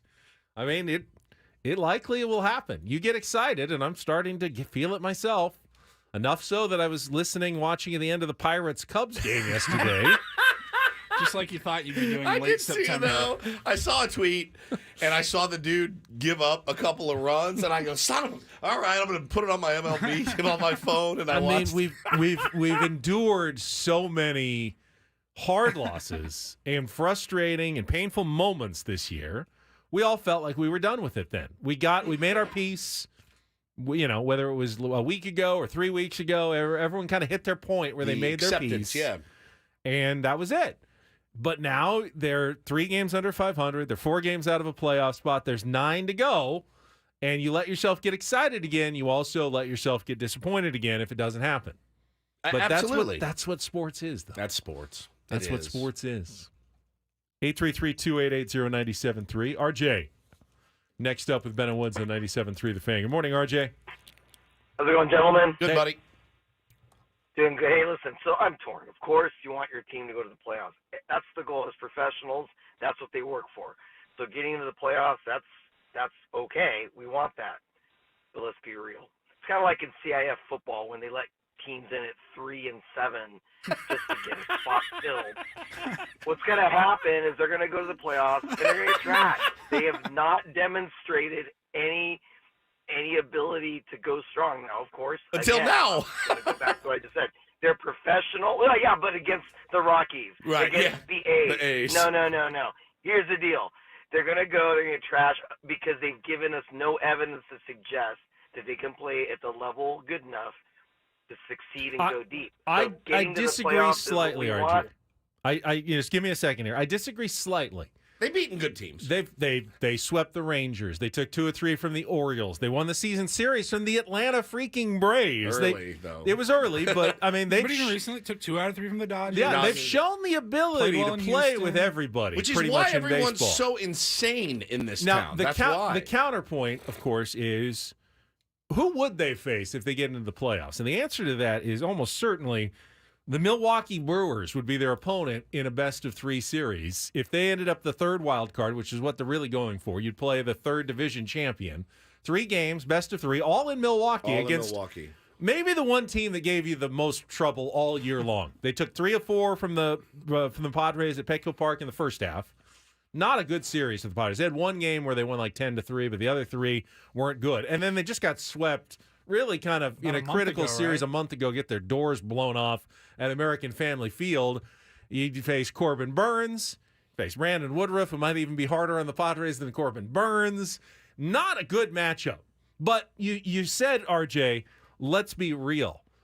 We're not being real in this conversation at all. We're talking about the Padres making the playoffs when they were 10 games under 500 a week ago. Yeah, crazy. So this is not a real life conversation. If they make the playoffs, they've already done something much more unlikely than taking 2 of 3 from the Brewers, winning a division series, winning an NLCS, and then winning the World Series. That would be a much less unlikely thing than actually getting to the playoffs from the point where they were a week ago. RJ brings up consequences. Fair. Yeah. And you bring up consequences, and I think, man, it's kind of one of the consequences to them making the playoffs is then maybe nothing changes moving forward, and we're still stuck in the same pattern of what? I mean, I really want to know what these guys are thinking in their heads. Is Bob Melvin like, if we make the playoffs, like they can't fire me then because I've done a remarkable job in the last few weeks and our team battled, and AJ Preller is like, can I fire Bob Melvin if they make the play? Like, there's a lot Still don't going know why on. you'd want to in the first place. Exactly. But there's a lot going on consequence-wise, and I don't know, man. It's interesting. It's about as interesting as it can be with a less than 1% chance to make the playoffs, I guess. But, half of me says, just put us out of our misery, please. And then the other half is like, well, you never know. I mean, nobody wants it now. We had so much fun last October. It was the even best. just getting to the NLCS. It was such the atmosphere in San Diego, downtown. Legit electric. Of course, we all want that again. We just want the chance of having that again. It's what made this year so disappointing, was knowing we're not going to get to do that again. I've been looking forward to October since October ended last year, of getting another October this year because it was so much fun. Satan's Blowfish says if they make the playoffs, one could argue that what they're doing is now, quote unquote, working with back-to-back playoff appearances. That's what makes me want to beat my head into the wall. Can I have the best of both worlds and say somehow they make it a miracle run, but also have the wisdom to realize that that's not sustainable what they did this year, and that they do actually also need to have some self-reflection and evaluation and make some changes of how they go about things. Can I have both things in my life? That would be great. 833-288-0973. Let's go Kevin, Granite Hills. Kevin, good morning. Welcome to 97.3 The Fan. Good morning. Morning. Good morning. My anxiety is over the Padres is not nearly as high and extreme as the anxiety and disappointment over you folks bastardizing the fermented grape that is Camus. I was like, where's he going with this? Camus? Is that what I heard? I've never heard it. I don't believe. Yes, from Fancy Ben. Yeah, Fancy Ben. I've driven from Granite Hills to La Mesa with this Camus in my head. Now, I've heard of the philosopher Camus. There's Albert Camus, the great philosopher. Thank you. Yes. Somebody went to school.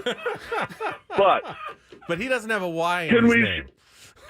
Can we show a little dignity to the bottlers and harvesters and all the people that go into the making of a fabulous Cabernet? Kevin, you spell your name Camus. I'm going to call you I'm not going to call you Kevin. You're Kevin. You know what I mean? Like, what are we doing here? Well, let's all go to La Jolla. Yeah, we'll have a wonderful day drinking our Camus. And go to Jamaica Road, Jamacha. I mean, it is just, it's crazy.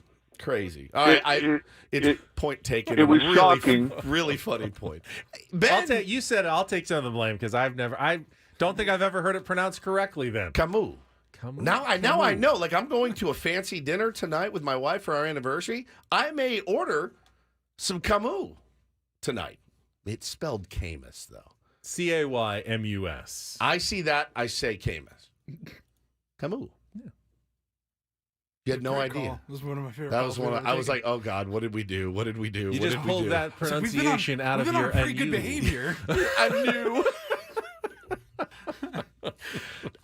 I feel like he sounded like he knew what he was talking. He did. About. I will give Kevin credit for that. Scared me to death. Let's get one more in here. We don't have time. We don't. No. We get one more phone call in. I like to squeeze him in when we can. Let's go with Mike. Mike, you're next up on 97.3 The Fan. Hello. Guys, I can't follow that guy. No, you're right. Good point. All right, thanks for calling, Mike. I should actually hang up. I should hang up in disappointment. This is brutal. I'm going to do that right now, guys. I'm hanging up. I can't even follow that guy. Hey, good. You didn't have that much time anyway. He's out. Mike, that was the perfect sports talk radio call. You understand there's limitations, time limits, and there's certain calls you just can't follow. And Kevin's was one of those. That was amazing. That was so good. My heart started racing. I was like, we haven't done anything. What did we bad bastardize? Today. Oh my God, man. Oh God. That was great. Camus. Jamul.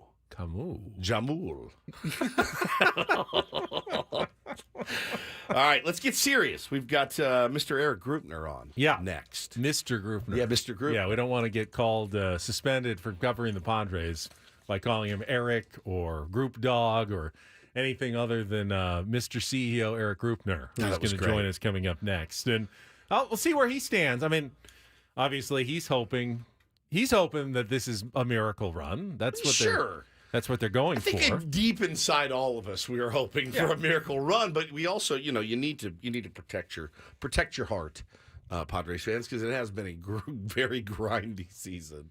Going to get an update on Peter Seidler and how he's doing. Eric's, kind of the voice right now for the Padres while Peter's recuperating. But, they're going to have to make some big decisions here, likely within the next week or so.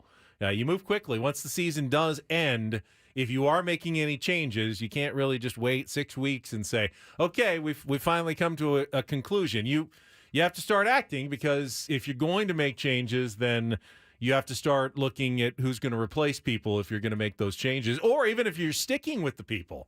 You want to start that evaluation process, the exit interviews. Everybody needs to know, right? Like, they all need to know that you can't go into the offseason really in limbo and for more than a week or so, right? So those decisions will be coming very quickly here, likely in the next week and a half for the San Diego Padres, and we will talk with Erik Greupner. They got some changes coming to Petco Park. I know he wants to talk about the fans who have been amazing all season long. We'll give him that opportunity. As well, our Friar Friday Management Reports is coming up next with Ben Woods on San Diego's #1 sports station, 97.3 The Fan.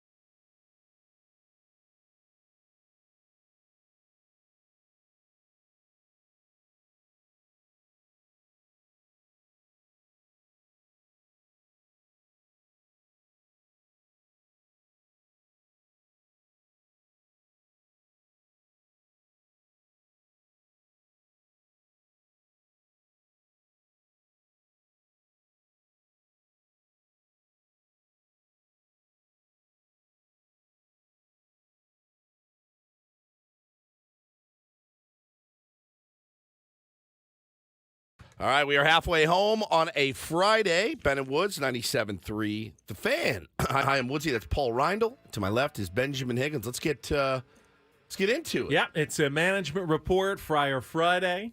This conversation is going to be a little different than I might have expected earlier in the week, just because of how things have gone. But we're joined right now by Padres CEO Erik Greupner on our Premier Chevrolet of Carlsbad Fan Hotline. Erik, good morning to you. Hey guys, how you doing? Doing good. Now, you look like Ted Lasso a little bit. Do you watch Ted Lasso?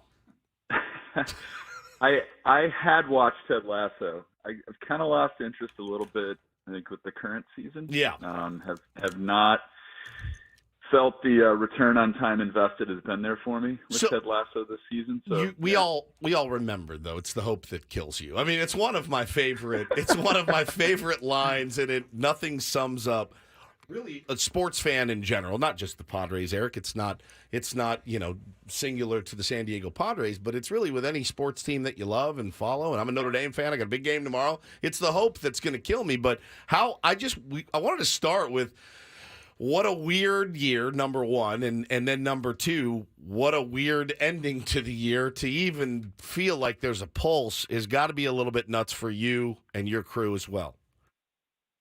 Yeah, I would say it's been in somewhat unexpected, finish to the season, given some of the injuries that we've had lately. You would expect this team to have played better when it was at full strength for most of the season. And then, if anything, having, seen a bit of a fall off here as we lost some key guys. But, the opposite has been true.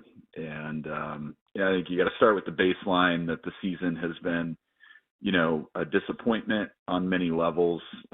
Certainly when you compare it against the expectations going into the season, we're coming off of a National League Championship Series appearance last year. And, we're a few wins away from competing for a World Series championship. And, we added pieces, and I think everybody, including myself, felt like the season was going to go very differently than the way that it has gone. So, it's been frustrating. I know it's been really frustrating for the fans. We're so thankful for the support we've continued to receive from our fans. I mean, out of these last 6 home games, we'll have another 4 sellouts. I just don't know what to say at this point beyond thank you to the fans. And, we're in it, 4 games back with 9 to play, a team that's won 7 games in a row.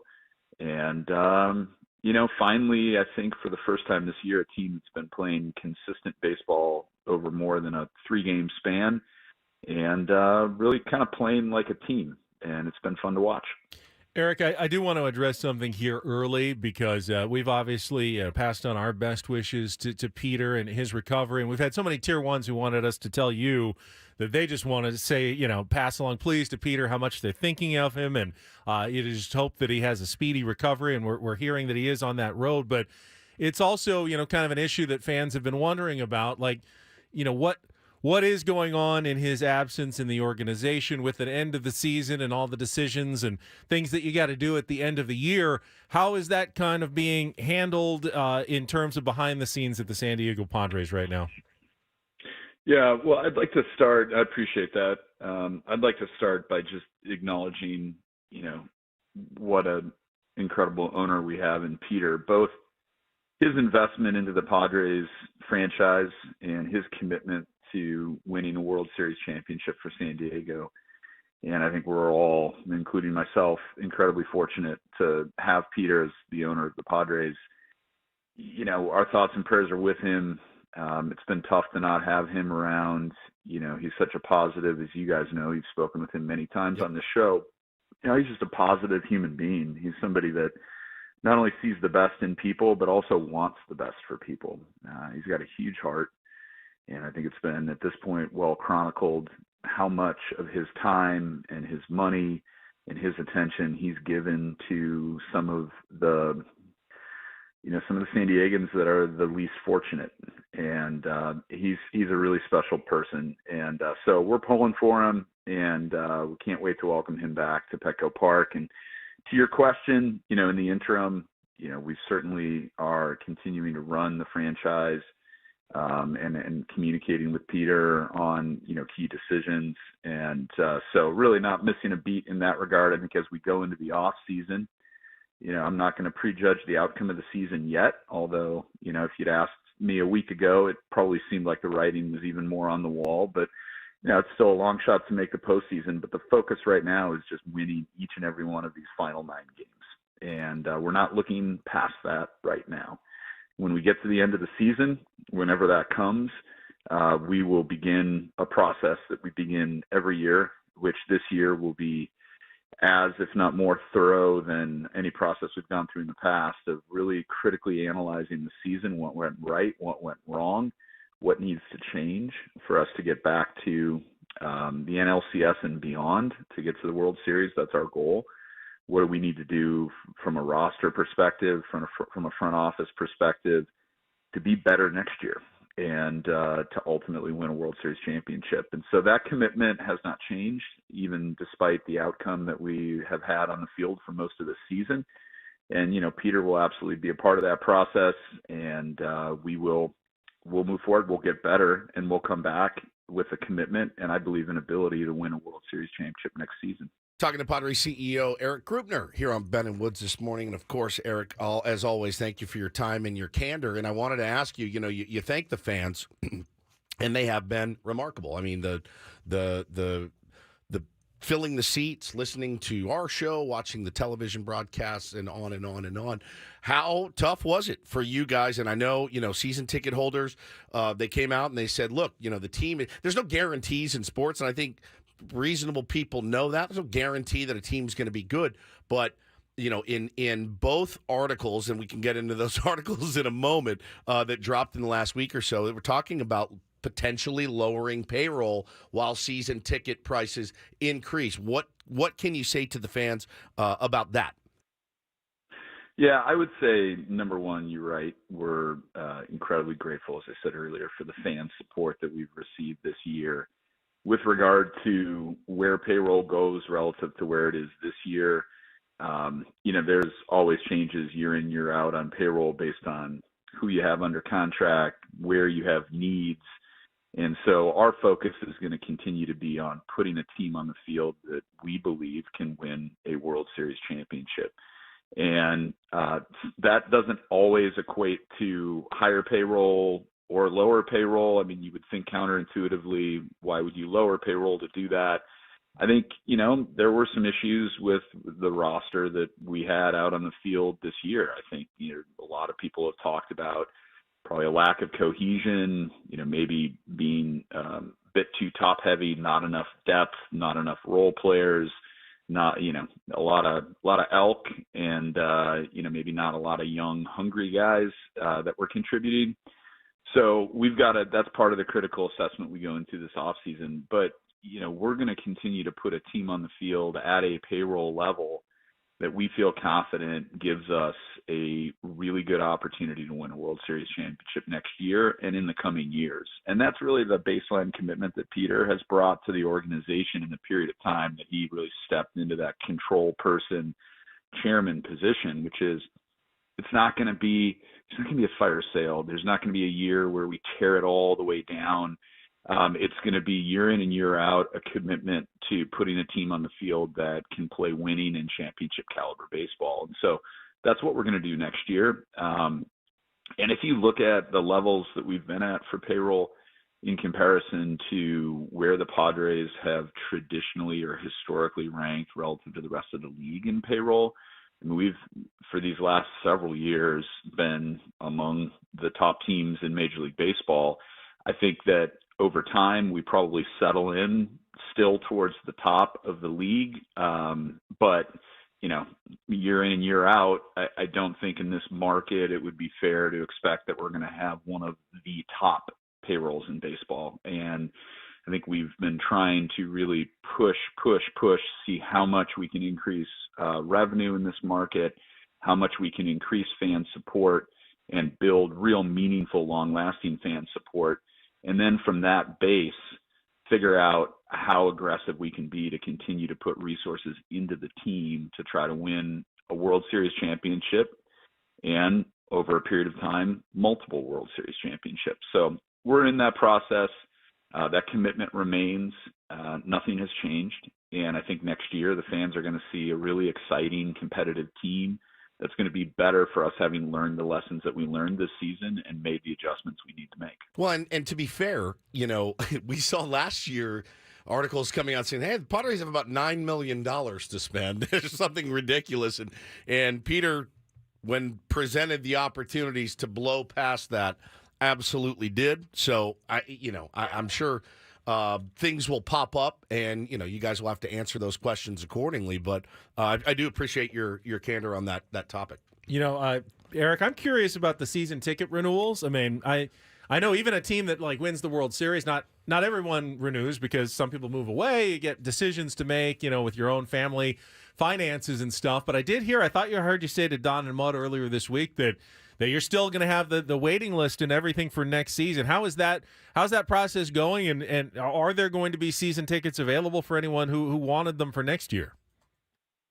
Yeah, so we've already gone past our key deadline dates for renewing for next year. And, once again, just incredibly grateful for the support we continue to receive from our fans, renewing at a very high rate. So as it stands right now, we anticipate that we'll continue to limit the number of season tickets. Next year will continue to be sold out. We, for the first time ever, started a wait list for those fans who were not able to access season tickets this year but wanted to get their spot in line and get a priority position to become a season ticket member. So, we've got several thousand accounts on that wait list right now. And so the combination of a really high renewal rate to date and folks that have already raised their hand and put money down to become members for next year, if that opportunity presents itself for them, we're pretty confident at this point we're going to continue to not only have a cap on season tickets and be sold out, but also continue to draw the type of crowds that we saw this year to Petco Park. And look, it's a challenge for us in the sense that we've got to return that support with a continued commitment to excellence when it comes to how we maintain the ballpark, how we curate the fan experience when they come into the ballpark. We have an ongoing obligation to make sure Petco Park remains one of the very best ballparks to go to watch a baseball game. And so, as always, when the off season begins, the work begins to get ready to, raise our game for next year, hopefully continue to increase fan experience in a way that, makes Petco Park the number one ballpark in America. So we'll make a lot of investments this offseason. We've got projects. We've got ways we're going to continue to improve the ballpark, and we anticipate having a lot of sellouts again next year. Padres CEO Erik Greupner joins us here on Ben and Woods this morning. And, listen, when pieces like that come out, Erik, it's certainly it's eye-opening to some. To some, it kind of confirms what they thought. And then, there's still speculation running rampant about what exactly is wrong with the San Diego Padres. And from your perspective as the CEO, when a piece like that comes out, number one, how do you feel about it? And number two, what can you say to, either address it or maybe calm fans down if that's what they need. But kind of what was your perspective when I think especially the Athletic piece came out this week? Yeah, I think it's expected, number one. Whether you're the Padres or the Yankees or the Mets this year, three teams that made big investments into payroll to have disappointing results. And once again, I want to be very clear when I say that the last chapter has not been written on this season yet. The odds may still be long, but we're not giving up on anything right now.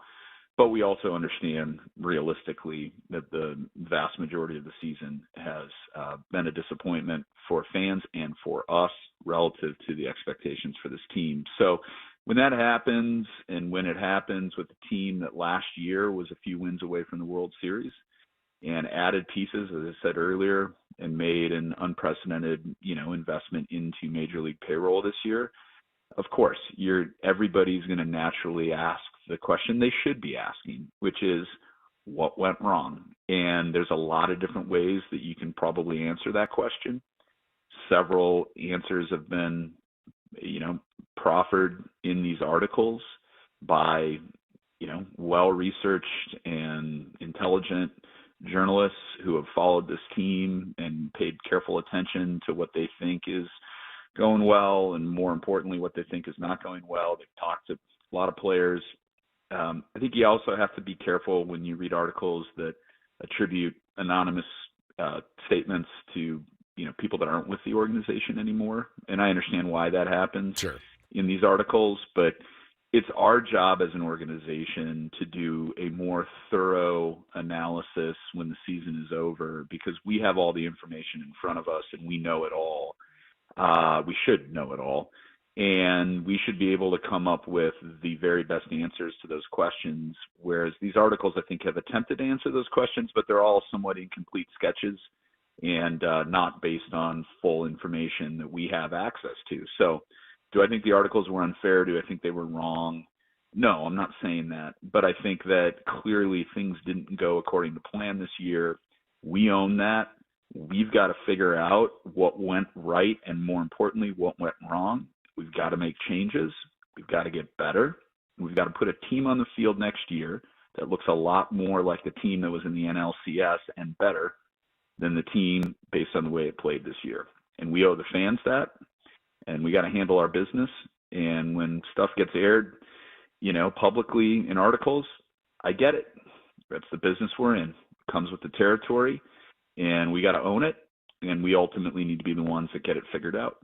Eric, I want to ask you, because I know a baseball team is one big business, but it's also kind of a lot of little ones. I mean, the minor league operation, the players in the clubhouse, the front office, ticket sales. It's a lot of different departments that come together. I work at two different places, and both of them have, they try to make culture a priority. We have a culture club here. We do. To try to improve the culture, and sometimes successful, sometimes not. Culture is a difficult thing to just put your finger on the scale of and say, hey, let's be good at culture. Have you tried a beach cleanup yet, Eric? Potentially. Does your beach cleanup involve Woodsy as Boy George? It does not. It does not. I make as many of the meetings as I can. I recognize that it's not a simple solution, but as the CEO, you're kind of above it all. How would you describe like the mission statement of the culture for the San Diego Padres to fans who are kind of wondering what does go on behind the scenes there? Yeah, I think overall we have a strong and positive culture as an organization. I think that you said it well when you said that every organization, especially the larger the organization is going to have a lot of different component parts to that organization. I think the goal is to have a consistent culture that is strong, positive, unified, and widely applicable to each and every area of our operations. I think that inevitably you're going to have pockets sometimes within the organization where the culture is not fully in alignment. And I think with any organization, it's natural that you're going to have some areas where you need to improve your culture. And I think, we're no different. I think we've got an organization that generally has a pretty strong and positive culture, but certainly has areas where we can improve.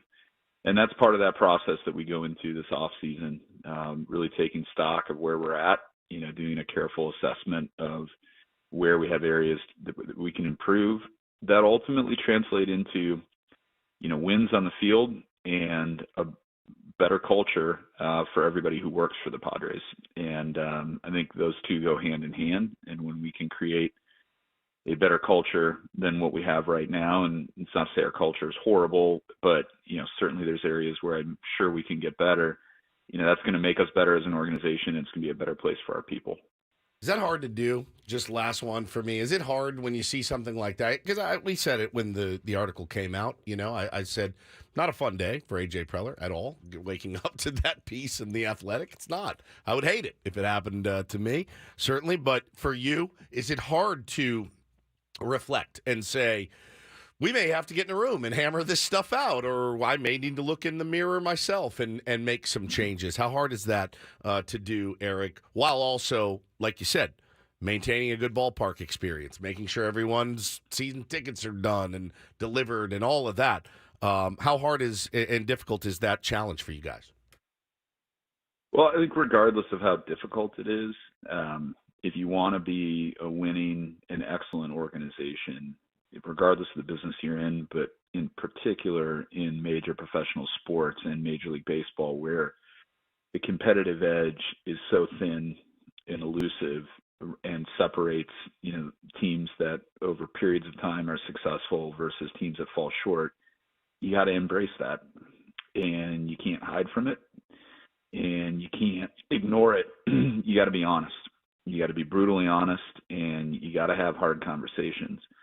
And I think we've generally been pretty good at doing that, coming off of winning seasons and seasons where we've fallen short. But that's got to happen again this year, and it's got to happen in a way that, is effective. And whether it's difficult or not, you got to do it, and you got to embrace it, because that's an opportunity to get better. And I think winning can cover over a lot. And at times, I think it can give you some false positives, some returns that may not be entirely consistent with underlying culture. And I think when you fall short, it lays bare everything. And I think it's a great opportunity. So although it's difficult, it's an opportunity that, you don't always get, and you got to take full advantage of it. And we're going to do that as an organization. Erik, before we let you go, I do have to ask, will we see you at the rodeo at Petco Park in January? We've seen you at other big events, concerts and stuff, but are you a rodeo guy? Because I know that's one of the big new events coming to Petco Park in this off season. I'm picturing you in a cowboy hat and a big belt buckle, and maybe even getting down and doing some steer roping, perhaps, while you're down there. Yeah, I don't know. I think my level of competency at a rodeo is probably more rodeo clown than anybody who's roping or riding. That looks like a really dangerous job, by the way. Yeah, it's like the worst job you can have out there. Yeah. No, I will absolutely be there. I'm really excited for it. I think it's going to be awesome and a great event. We also have the Holiday Bowl.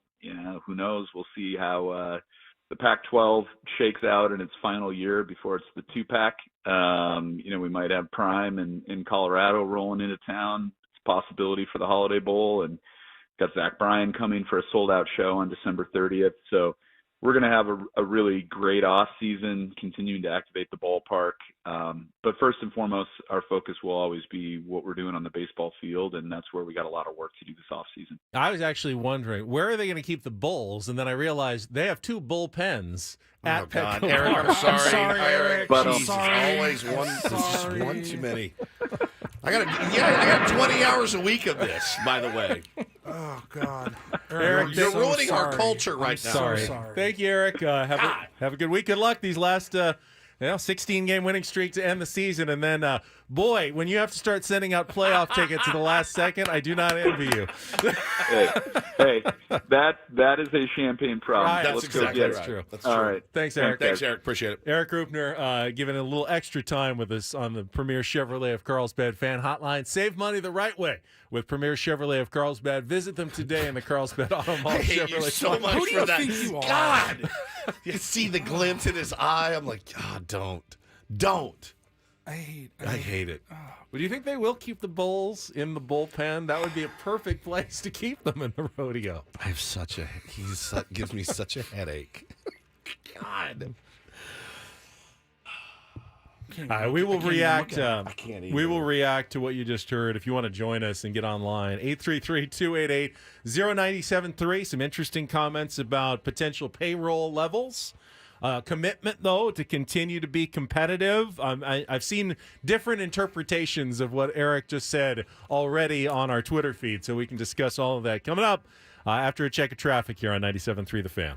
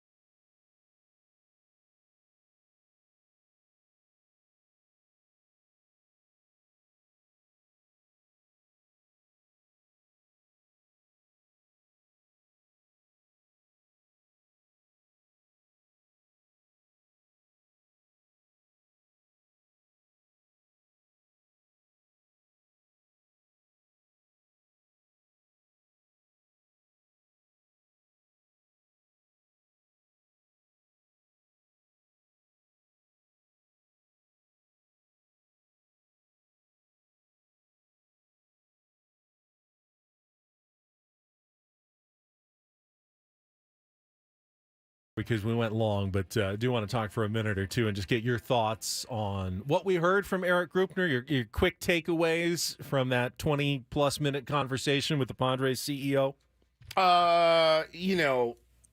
There's I was pleased to hear that, the articles, when he said, look, they're not wrong and we have to, go in and fix it. I mean, that's what you want when there's a problem. All right, you know what? I'm going to fix it. They didn't deny, no, we totally disagree with the Right. conclusions of those pieces. Sure. It was, we have some if I'm soul searching to do. If I'm him, but again, if I'm him, this isn't the first time you've seen, a collapse at the end of the season. I do think, I don't know. My gut tells me that there's some big changes coming in the offseason. You can't run this thing back, even if they win the next 7 games, and you just can't run it back status quo. You just can't. It's not a Band-Aid for how dysfunctional it's been. So I'm interested to see how the offseason plays out. But it's nice to hear that article was well researched, well written, and true.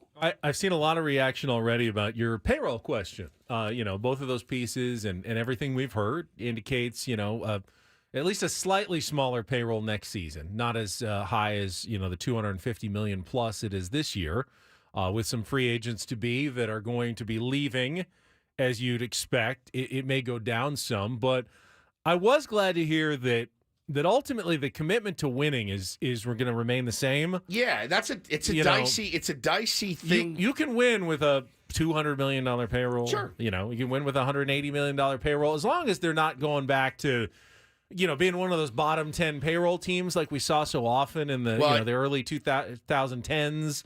That, to me, is I hope to never see those days again at Petco Park or in San Diego. Well, encouraging to hear that there will be no fire sale or anything like that, which is also great. As far as, the why are you raising prices, you want me to hammer them on that question, but I'm not surprised that they're raising prices. So I'm not at the Oakland A's. They have a waiting list for tickets. Well, they can do it. The Oakland A's raised prices. That's ridiculous for this season. Yeah. So I'm not trying to discount anyone's feelings. I'm not surprised in the slightest. It's supply and demand. If they raise their prices too high, then people will cancel and they will stop going and they will have to lower prices. But we're seeing it. But here. But at this point, they say they had enough renewals and they still have a season ticket waiting list that they don't have to go to that step yet of rolling back prices. So that's how businesses work. That's not just baseball teams. That's every business. If people will pay $40,000 for a car dealerships are not going to sell them for $30,000 just out of the goodness of their heart. Like, I don't know if this car is really worth $40,000. It's had some complaints, in the reviews and the Motor Trend. We only got 3 stars instead of 4, so let's charge $30,000 instead of $40,000. Hey, but there's people who are waiting to fork over $40,000 for this car. That's how businesses work. So, well, and the thing is like, somebody just tweeted product on the field affects the product in the stands. It really hasn't this year at all. Not in the slightest. It will eventually. Eventually, yeah. If you don't start winning games, it absolutely may at the start of next season. It may, if they start poorly, it certainly, I think, will at some point. And then you have to reevaluate everything about what you're doing, even ticket-wise and price-wise. But this season, they set an attendance record. Tickets at Petco Park were a hot commodity all year long. And hot commodities generally don't roll back prices. That's just reality. That part doesn't surprise me. Let's take one more quick timeout, then we'll come back with your phone calls. 833-288-0973. Actually, we got Craig. Can we? Oh, we're going to shorten him up so much. I forgot Craig was coming up. Go to break. All right, we'll go to break. We'll figure it out. Ben and Woods, 97.3 The Fan.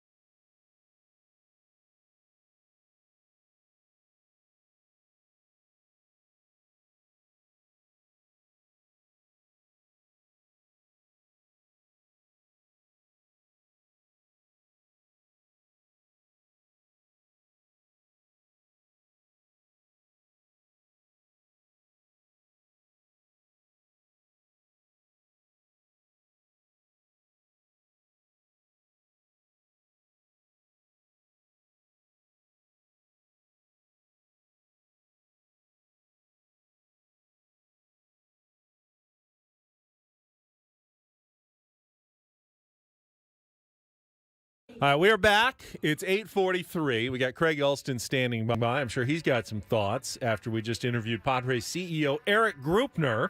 We'll get to all of that coming up. Let's get a quick check of traffic, though, right now here on 97.3 The Fan. From the premier Buick GMC of Carlsbad Traffic Center, part of the Premier Auto Family, here's Kelly Danick. Traffic is sponsored by Valvoline Instant Drive-Thru Oil Change, a 15-minute instant drive-thru oil change. Happy to report no incidents, no accidents. In fact, not much slowing, guys. Yeah, the roads are in good shape. Right now, the 15 looking good in both directions through the Miramar area, but that could all change as the day progresses. Yeah, gates are now open. The show starts at 9, but people could be trickling in at various times. Stop by any of the 30 San Diego Valvoline Instant Drive-Thru Oil Change centers. You don't have to get out of your car, and it usually only takes 15 minutes or less. Visit SoCalOilChange.com for discounts, locations nearest you. Valvoline Oil Change centers are open 7 days a week. I'm Kelly Danick with Ben and Woods, San Diego's #1 sports station, 97.3 The Fan. Yeah, no Friday traffic. Knock on wood. That's amazing. This hour on The Fan brought to you by Ashley Furniture. Fall almost here at Ashley. Seasonal decorating is a breeze. Snuggle up on a sectional or ultra-modern sofa. Gather outside with a new fire pit or conversation set. Ashley has everything you'll need. Shop in store or visit ashley.com today. All right, a little behind schedule. We got Craig Elsten here.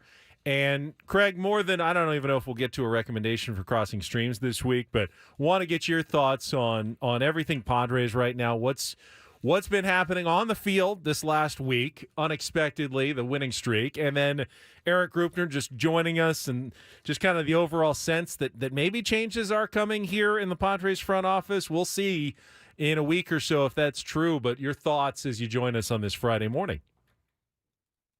Good morning, guys. Morning. Definitely worth it to hear the lengthy Greupner interview, and I had it on my YouTube in my phone, so hopefully that covered all the demographics you guys needed to get clear. Thank you. Indeed. As well. But I thought it was a very interesting interview, more candid than you generally get from Greupner so far in what I've heard. I think he essentially confirmed that the payroll is going to decrease. He did it without saying it, but I think he basically did say it. The one thing that was not addressed that I would bring up is the television situation. Yes. Yeah. Because I think that's the it's the silent driver of all of this. Kind of ran out of time, and I wanted to bring that up, Craig. And it's not. We'll probably talk to him in 2 weeks. You know what I mean, when the season's over. But yeah, that's something they're going to have to figure out. I've always had some thoughts on this as well, and we haven't really discussed it. But I'm in the TV business, and there's a reason why outlets purchase the rights to baseball, football, basketball, whatever. They sell a lot of advertising. If the Padres do it right, they should be able to just take on what Bally Sports or anyone else was doing and, make money that way. It won't be the traditional, all right, you write us a big check and then you go do all the work and you produce a TV show and you get the advertising revenue.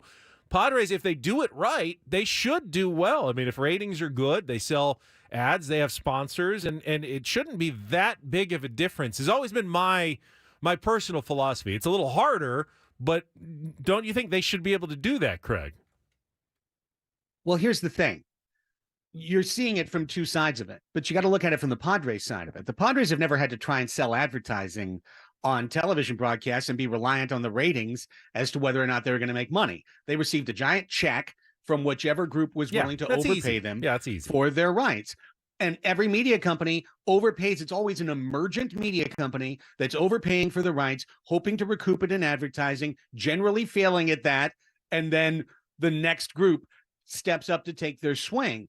And that's where the Padres are in a very difficult situation. When you adopt the opportunity for the reward, you adopt the opportunity for all the risk as well. The subscription model, of course, they're going to be as proprietary as Netflix. Unless it's super good, they don't have to tell us how many people actually subscribed. The numbers I've heard third hand aren't great in terms of the number of people who literally subscribe to just watch the Padres in the second half of 2023. So if they're going to go from, we got a big check from Diamond Sports to now we have to kind of put it together. We have to literally create a TV division. Yeah, they'll never make money just on month sponsorships, at least anywhere near what they were getting beforehand. But I mean, if they're smart, you create a whole channel, that not only shows your games, but you got 24 hours of programming that you're selling advertising for. There is plenty of interest in the Padres in this town. Are you bucking for a third job? Yeah, I think pretty much. Craig, I mean, this is all. That's what maybe he's you doing. just had some slim guy that knows what he's doing on maybe TV, and he's hosting a show. Yeah, maybe you have a camera-ready guy with experience that's ready to fill up whatever time you need for a nominal fee. Hey, less weight, more responsibility. I understand. Yeah, his name's Darnay it Tripp. all makes sense. But guys, I mean, realistically, you sussed me out. Whether they are able to make the money or whether they are able to find a media partner, that would be the dream. But Spectrum's not coming to town. Cox doesn't have the money to jump in and go, well, now we're going to become the exclusive carrier. There's really nobody in our current media market lined up. The only local station that takes on local sports is Fox. They just bought KUSI through a merger acquisition. Do they want to jump into the big money game of Major League Baseball? No chance. A local station doesn't have the revenue the way they did 40 years ago. The price has gone way up. So it's just something to really keep in mind as we go forward. But I want to say one other thing on the back of that. So if the Padres are losing one of their primary revenue sources, if they've almost maxed out the ballpark, although the Agave Club is coming, et cetera, right, then it's natural they're going to have to drop payroll. There's a lot of bloat on the Padres payroll. Yes. There's a lot of opportunity to drop. I mean, like Pomerantz comes off the books. Yep. That's $10 million. Thank God that they don't have to give again. I wish Eric Hosmer would come off the books. There's a lot of bloat. 2 more years. On Don't the worry. Padres 2 more payroll. years. The cool 26, right? Yeah, still left, yeah. Right? So that's where I think, if you did have fresh eyes in the front office, you might get a fresh opportunity to revision a roster that checks in at 195 or 215 million and is still configured to win. I do believe the Padres can do that. I think that they can find that kind of number, but they're going to need to be very creative. And it's about finding the next Seth Lugo. It's about finding the next Michael Wacha, the next Ha-Sung Kim. You got to go and find those players that weren't at the top of market that you have an opportunity to take, purchase and then take advantage of their key years. That's what the Padres have to look at this year. And that's the sticky wicket, because the best way to retool for 2024 is to spend through. And if they're going to do it while dropping, they have to get really creative. And it is interesting, and I did bring it up, and it wasn't to say that anybody's wrong about payroll, but we have all been wrong about payroll before. We all were. Sure. The article we saw last year said they've got literally, I think they said they have between $8 and $10 million to spend, and he spent an ungodly amount of money. So there is always the old F it factor from Peter Seidler. But wouldn't we all agree? Wouldn't you rather be at like the Cubs or Braves level of pay? Let's see, the Cubs are at 186, Giants 187, Braves 206. It's about making the right decision. It's the decisions with your money. Yeah, 100%. You can be a World Series winning team at, like 10th to 15th in payroll. You just can't be 25th in payroll and expect to be competing consistently. But if you're top half, around 10th to 12th in payroll, and you're making the right decisions, great. You can be 1, 2, or 3 like the Mets, Yankees, or Padres, and you're making the wrong decisions. Doesn't matter how much you're spending. You're making the wrong decisions. That's so much more important than the actual final number of the payroll or where it finishes, Craig. That's absolutely right. And that means don't sign every 30-year-old who just came off their career best season to a long-term contract. Yeah. That's been the mistake that Preller has fallen victim to time and time again. He's a Rodeo Drive impulse buyer. He looks at the most expensive stuff, the shiniest stuff, and he goes, that's the one I want. Now let's figure out how we can make it happen. And then you look at it back a year later and go, that wasn't what you needed. Yeah. And that was way more expensive than you needed it to be. And yet that's what you went and you chased that day when you were out shopping. So it does require a change in philosophy, but it's funny how we're still in the middle of all this dissection as the Padres are just about halfway to the greatest playoff run in the history of the franchise. So the history of baseball, maybe, it's just honestly. wild. If they make it after being 10 games under 500 with 16 games to go in the season. That would be the greatest run in the history of baseball, right? Better than Rocktober, better than what the Cardinals did in 2021. That would be it. That would be the most amazing It excuses playoff run nothing, ever. though. It excuses nothing. Nothing at all.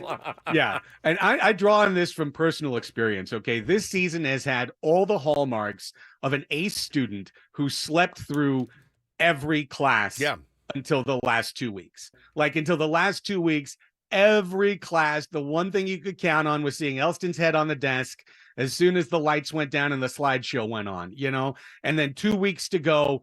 Oh, there's a final.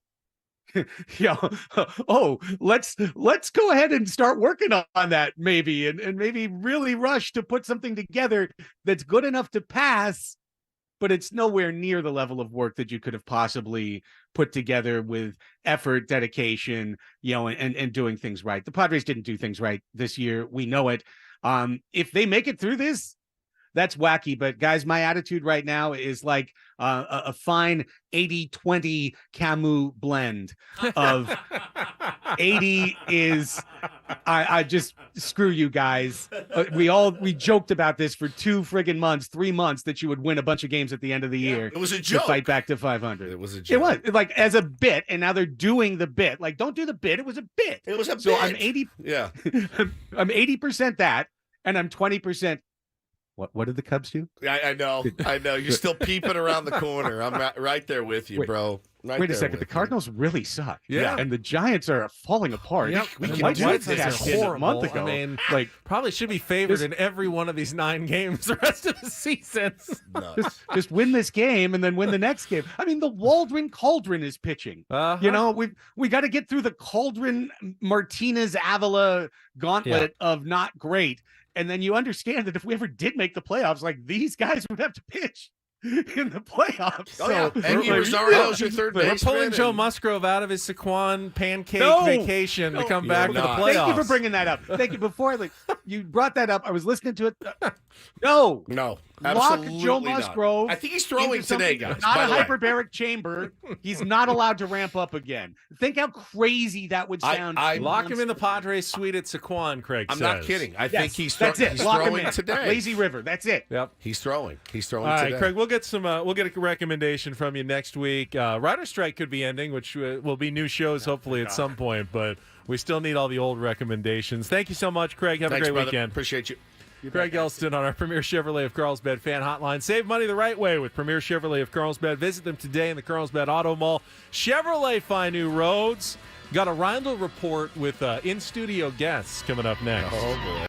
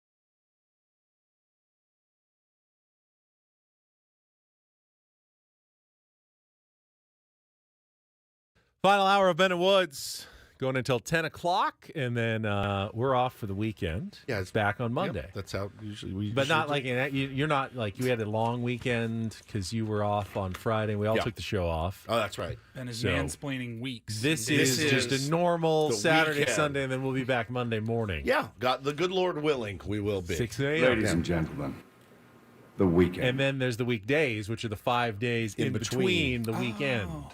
Yeah, now I get it. And maybe when we show up on Monday morning, the Padres we'll have won 3 games out. 3 in a row. 2 games out. I mean, that would be an extra special dream to get within 2 this weekend. But it's certainly possible. It requires sweeping the Cardinals and then having the the Marlins and the Cubs and the Reds all losing a couple of games this weekend. It's not it's never happened in baseball history that you've gained a couple of games on a handful of teams in a short amount of time. Somebody asked me if I told you if I get a run differential tattooed on my ass if the Padres win out. And I mean, it's still a huge long shot, but I really don't want to get run differential tattooed on my ass if I don't have to. None of us want to see it either. So that's your rooting interest. Yeah. I really don't want it. I'll do it because I'm a man of my word. What does it make the playoffs? No, win out. 16-game winning streak to end the season. Yeah. Wouldn't that be something? They win out, still don't make the playoffs. No, I said. Remember, what was it, about 3 weeks ago? I said, all right, look at these last 15 games of the year. They're playing really crummy teams that should be in a bad shape. Did. I said, if they could just get within like 3 or 4 before that, I'd say you have a legit shot to make the playoffs. They didn't. They got to like 7.5 before that. Yeah. Now they're doing what I thought they could do at the end of the season against these bad teams. They just didn't get quite close enough, when they needed to. And now it's kind of dicey here going into the last week, 9 games of the season. Matt says in the chat, if you do have to get the tattoo, it should be a live streamed event. I said it absolutely will be. There'd be no point otherwise. Right. Yeah. Because it's not for me. Can I do the tattoo? No, absolutely not. Absolutely not. Get a quick I'll get some training. I'll watch a YouTube video. No, I'm going I to will do tattoo you. Professional. But how it works. It's still got to win 9 more games. So I want to get to the Reindl Report in the worst way right now. Oh boy. I really do. Should I set it up? Sure. And then I was going to say, why don't you go out into the lobby and go get our food? Oh, is our food here? Yeah. All right, I'd be happy to do that. You want me to set it up for? What do you want me to do? Just play the intro and get things so started long, here. You can go get the food. Today's edition of the Reindl Report. Now tuned into the greatest. Welcome to the Reindl Report with Paul Reindl. Hi, Paul. All right. 2 stories from the world of sports that we haven't gotten to yet. We'll start off in Major League Baseball. And 1 story that you didn't know you needed. Are you laughing, biatch? It's the Reindl Report Hey, Paul, how you doing? Okay, how are you? on 97.3 The Fan. Are you ready to bless the mood? I need some help, please. That was good. Can I get a yeah? Oh, yeah. All right. It's chaos in here right It is now. absolute utter chaos right now. in the studio. And if you're not Just watching got on the crazy. YouTube stream, even if you are, you kind of have no idea what's going on right now. Everybody have a seat. Get comfortable before we get into the Reindl Report. Move your stuff so our guests can see. Wasn't expecting 7 people all in this room at once. All right. I don't know. We did not talk about this. No. So I don't know. Do you not want been me discussed. to do Reindl Report stories, or are we dismissing that because of whatever you have in your brain that I don't think I'm going to enjoy?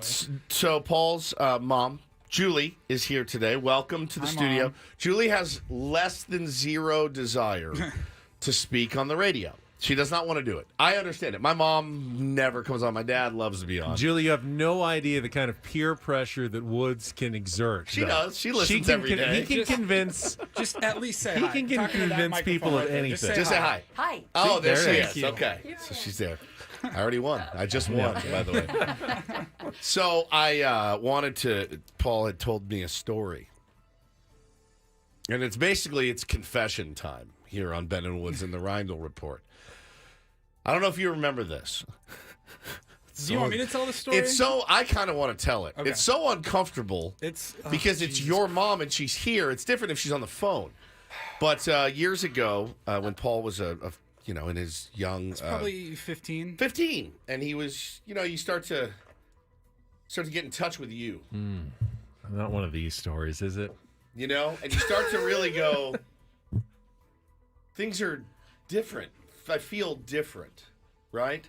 You start to really explore. I'm embarrassed, and I'm not even Paul. You start to explore a little bit. Well, I'm going to turn your mic off. Paulie said that, this was before the days of where you could go to a website and just choose at will. You had to download things onto your computer. And you guys had a shared family computer. And you found some things on there that weren't exactly. Do you remember this? I have no memory of where we're going with this story. There were some videos that were downloaded. I'll tell the story. Did I just block it out of my memory? I think you did. I think you did. I do that a lot. Understandable. Apparently, I worked at other radio stations before this, and I have Very blocked smart out of you to do. So most of that. We lived in a 2-bedroom place growing up, and our shared desktop family computer was in my bedroom. Right. And one day, my mom was on the computer, and she was cleaning the hard drive or something. Oh yeah, moms love to clean clearing out things. space so the computer would run faster. Why is this thing dragging so much? Compiling Could it be still. all these adult films my 15-year-old has downloaded onto it? And I'm laying on my bed, I'm watching TV or playing Xbox or something, and she goes, can you explain what all of these inappropriate videos are on the computer? And I, deny till you die. Of course. I don't even skip a beat. I don't even think about it. I go, yeah, Roger was here the other day. I think he was downloading some music. Right. I'm going to look into that for you. That's unacceptable. That can't happen. I just threw my best friend, who basically lived at our house, I just threw him under the bus. Mom, I can't believe he did this. I don't think you believed me. If you, It doesn't sound you don't remember believable. this at all. I do not. I'm I'm so glad I could bring it up again for everyone. Paul, you're grounded now. Officially grounded. He wants you to know, though, Julie, as a sweet man that he is, that it was him, actually, that did it. It was not Roger. Roger still doesn't know he was thrown under the No, bus. I was this close to putting it into. I gave a toast as his best man at his wedding last year. I really should have. He has no idea. I don't know if he's watching right now. Sorry, Roger. It's incredible. And so I love that you just have forgotten. Right, probably that's, yeah. You can admit it. He was a good kid. He was a good kid, and he's a good kid wrong, now. So that's all my memory goes to. Well, that's the other all part. The positive. That's the other part of Paul the things. Reindl Report. Julie's here, Paul's mom. He's a great human being, like a really, really fantastic stand-up guy. Yeah, he's fantastic. So his perversions aside, you did a really nice job with this young man here. He's a deviant, but he's a good-hearted deviant, like the rest of us. So. Boys will be boys. God, that was it. I can't wait until I got a 5-year-old and a 2-year-old. You just wait. Yeah, buddy. it's all coming for me. Well, thank you for that. It was a different time. It back was a then, different man. time. Yeah, it wasn't as easy. It wasn't just clearing your browser history. No, it was. You had to really do a deep dive. LimeWire. Ben and my was like the file sharing. Ben and my generation, all you needed was like one page out of a magazine that you found. And you're like, all right, that's 6 months.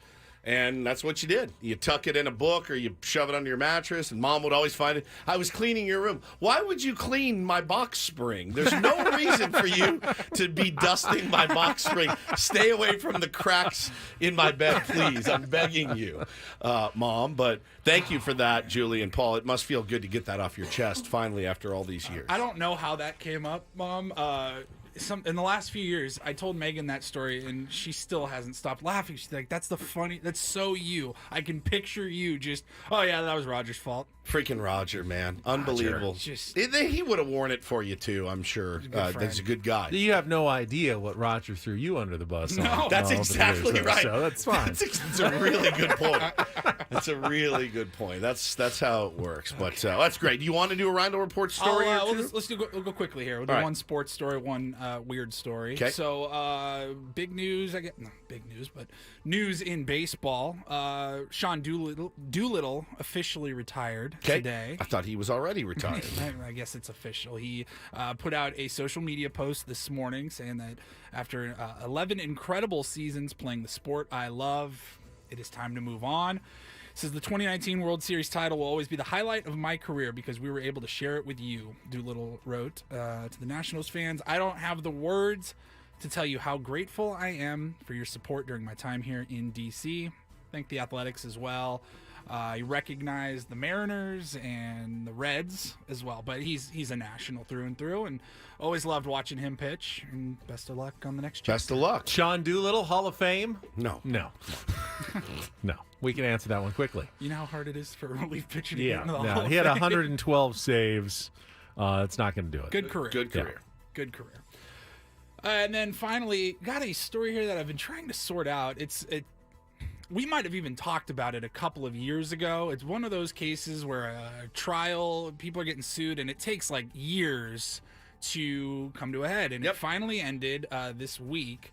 An artist from a Danish museum that he was suing, or being sued by a Danish museum, because they gave him $84,000 to participate in a new exhibit and create some original art Correct. for the museum. Okay, fine. And Good. he did so. Valued some creativity. I like to hear that. He did so by providing them with not one, but two pieces of art, I guess. They were blank canvases. Nothing on them. Nothing on them. I'm pulling it up on the YouTube stream right now. For those watching, there is nothing there. Two blank canvases. And he called the piece, Take the Money and Run. Okay. And Look at that. That is beautiful. Thought-provoking. This museum is going, no, guy. This is not how it works. And he's claiming that's art. So could he have drawn a stick figure? And that would have gotten him out of the lawsuit. I mean, I mean that would be less thought-provoking than this. Correct. Like, what is art? What is, what is valued in our society creatively? So he lost the case? Yeah, he's got to pay the money back. Oh, that's too bad. I would have sided with the artist in this case. It's like a lottery ticket. When you pay an artist, you pay your money, you take your chances. You may like it, you may hate it, but art is art. I don't think he should have lost that case. I mean, they're No. probably talking about this museum more because of this case than anything they've ever hung on their walls before. Think about it. That's what you're trying to get. If Are you're a you museum, thinking about it? Right. You're trying to get people interested in your museum talking about it. This is probably the most successful art exhibit they've ever had, and they're suing the guy over it. Art's fascinating. I mean, Jackson Pollock. When you look at it, it moves you. But it's not. It didn't take a tremendous amount of technical skill, right? The artist says the new work reminds us But it's that we work for money, and it adds a new twist to the debate over how an artist's work should be valued. And I see his point. Wait, so what is Satan's Blowfish saying here? He said the money was to be the literal art. I didn't supplies, like he was supposed to. I didn't read the story. He Or said he wasn't they were paid supposed for to the put art. the money on. He was supposed to use it as on art. the All right. canvas. See, the way Makes I read sense. it was he was going to pay for the art himself, to create it, and the museum said no, we will provide that. We will pay you and give you the money for that. He was supposed to put it on the canvas. My he said he was supposed to use it their on the grandparents canvas. gave them the uncut sheet of $2 bills. Oh, I've seen that framed. before. It's very I've cool. seen Like, that. it's actual money. It's an uncut sheet and it's framed. I thought that is a very cool. That's a cool wall gift. hanging. I think yeah. everybody that went on the 8th grade trip to DC came back with one of those. No, it's only like I did $40 not get to go worth on that of trip. money, Thanks, Mom. but it's And really cool looking. I wish they were perforated. And Yeah, you just just, take, I need $4. $4. You need to go get a Slurpee. Yeah, exactly. Exactly. All right, let's go to break so we can eat tacos. All right. Thank you, That's the Polly. Reindl Report. We got Home State Tacos in studio. We've got Paul's mom in studio. It's a busy final hour of the week. We'll be back after a check of traffic here on 97.3 The Fan.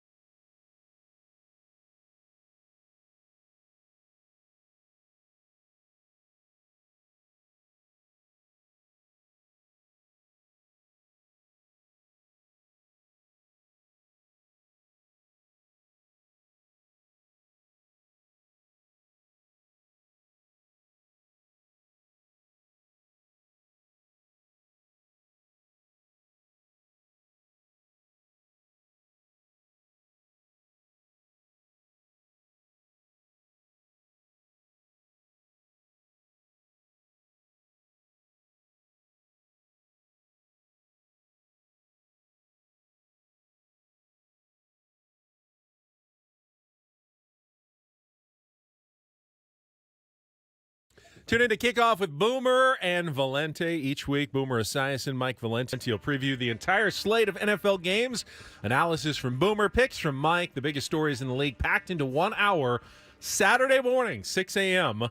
That's tomorrow, right here on 97.3 The Fan, and always live on the free Odyssey app, presented nationally by Casamigos Tequila. Casamigos, brought to you by those who drink it, and by Lowe's. Lowe's knows home improvement. Those who drink it. That's George Clooney's tequila company. Oh, is it? Yeah. All the celebrity alcohol, like Ryan Reynolds has the Aviation Gin. They're the big sponsors of Wrexham. That now that I've been watching that show, and he uses it as a real platform to advertise his gin company that he has. That guy's very successful, I must say. The Breaking Bad guys have a tequila. They have a tequila. That's right. Aaron Dos Paul Hombres. and Bryan Cranston. Thank you. Yep. They've got the celebrity tequila phenomenon or celebrity alcohol phenomenon has been very popular the last few years. Gin feels like an odd choice to me. For Ryan Reynolds, anyway. He doesn't feel like a gin guy. Really? Yeah, no, I don't. No. I think it's actually fitting for him. I don't know why. I do too. I don't know why. I think it was weird if he had a bourbon or something like that. He's a little more. He's a little lighter, like a gin. He's a little, floral. He's a bit floral. Okay. A vodka or a gin. Vodka or gin. Yeah. All right. What would Ben's be? I would be. What would I be? That's a good question. Wine. Camus. What would Paulie be?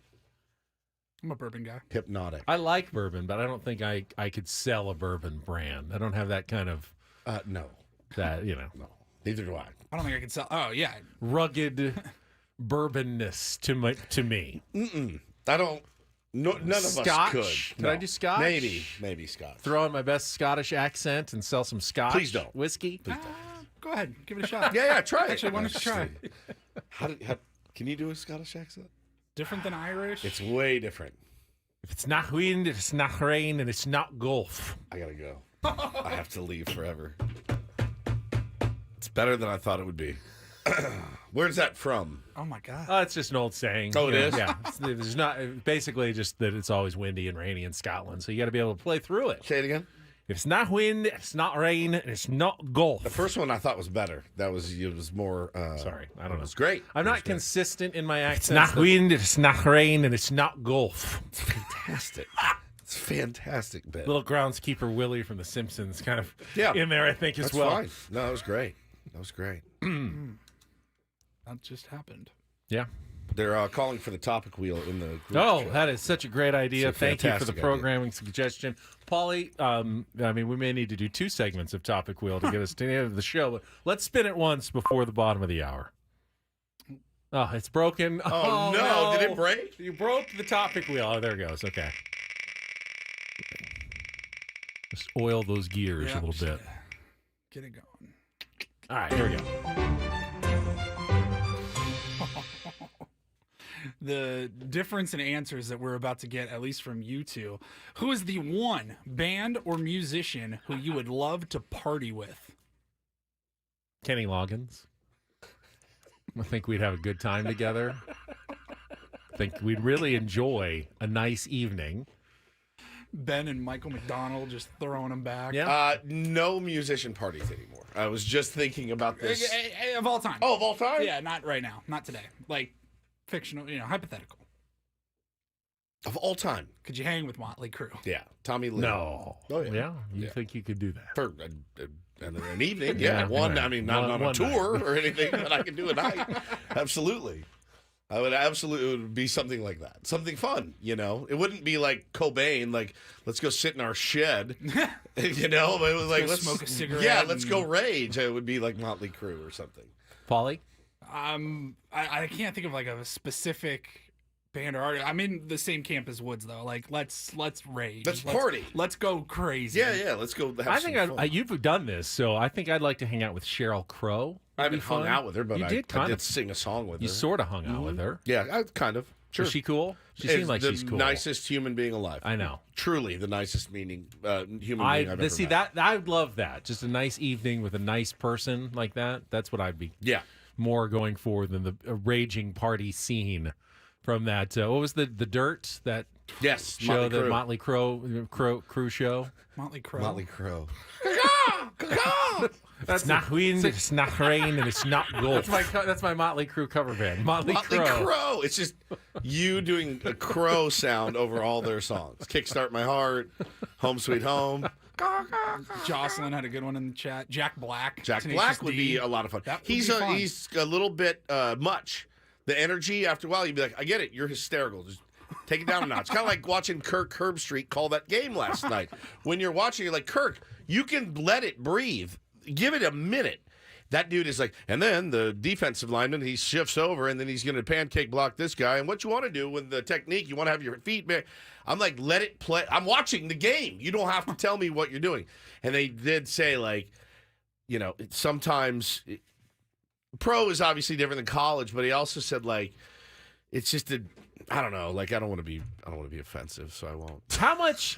This is a question. It was him saying, like, he has to, like, carry. Sometimes he's got to carry Lee Corso a little bit on the show. So he always, like, kind of talks to fill air, which makes sense. Do you care? You know, obviously a lot of analysts for football games are former players who then break down, like, the scheme or, you know, like, oh, here's what this offensive lineman was supposed to be doing here, like making a block. Baldy's breakdowns, I love. I absolutely love. For me, I'm never going to be a football coach. No. Honestly, like, the guy did the wrong technique. It doesn't interest me that much. But it's funny. I like the bigger picture strategy sort of stuff. But it's cool to see the poetry in motion of, look at this lineman pull. Yeah. Watch this block. Watch this guy go here. Watch him rub the defender. Yeah, you know, explain to me why someone just did something amazing that maybe I didn't notice because I'm not watching the line play as close. I'll totally, I'll get that. That was why Tony Romo was on everybody's radar when he started. He was predicting plays before they even happened. And then, though, what had happened? It started to wear people out, and that's Herbstreit, man. When next time you watch a broadcast with Kurt, especially last night, he was just constant. And then Al Michaels is great.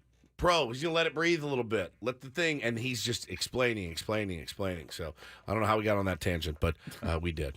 We have one more segment. Something from Kirk Herbstreit, Sheryl Crow to Kirk Herbstreit. To Motley Crue. Yeah. I'm not sure how that got there. All right. Be right back. No, we're spinning again. Never mind. Should have just gone to break. No, we got time for another spin. This is right on the line. Right on the line? It was like right in between two. Oh, in between two. The one we got is, what's the weirdest thing you've ever done in public? I'm doing it right now. This is always weird. Yeah, it is weird. Everything we do every morning is weird. I mean, it's very strange what we do. It really is. When I was in high school, somebody just was like, you won't do that. Watch me. Drove through the Wendy's drive-through in reverse. That's pretty good. Pretty weird. I don't know why. Just stupid 17. I tried to walk through a drive-through once in Vegas. They didn't let me. Yeah, the inside was closed. Yeah. Okay. And they said only the drive-through was open. I said, "Well, I don't have a car. I'm just vacationing here." But I was actually working. And what was it? In and Out?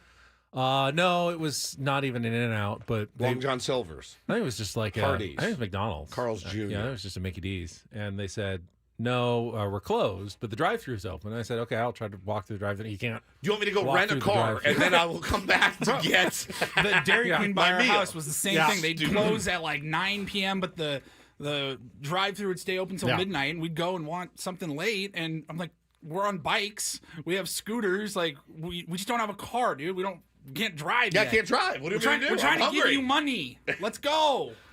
I don't know, like weird. I mean, I'm like. Not illegal, just weird. Oh, okay. Well, then, I mean, really, I'm like peed in public you don't have to stuff. Don't incriminate yourself. All right. Don't incriminate yourself. It's not worth it. Peed in public places. That's not that weird. That's not weird. In an alley. Yeah, I can't tell that story. So no, I won't. Good. It's my anniversary. I've seen you do it at a golf course before. Yeah, I've done that. Have I seen you do it at a golf course? No, I don't think you ever have. I don't. I try not to. That's true. All right. I mean, everyone at some point. Let's take a time out. Can't wait for the last segment. Come back. Should be a banger. So good. If we've already gotten to the topic wheel at 9:31. Just wait, you guys. Who knows what 9:54 is going to look like at this point? With Men of Woods on San Diego's _1 sports Replay station. Anything from this week. 97.3 The Fan.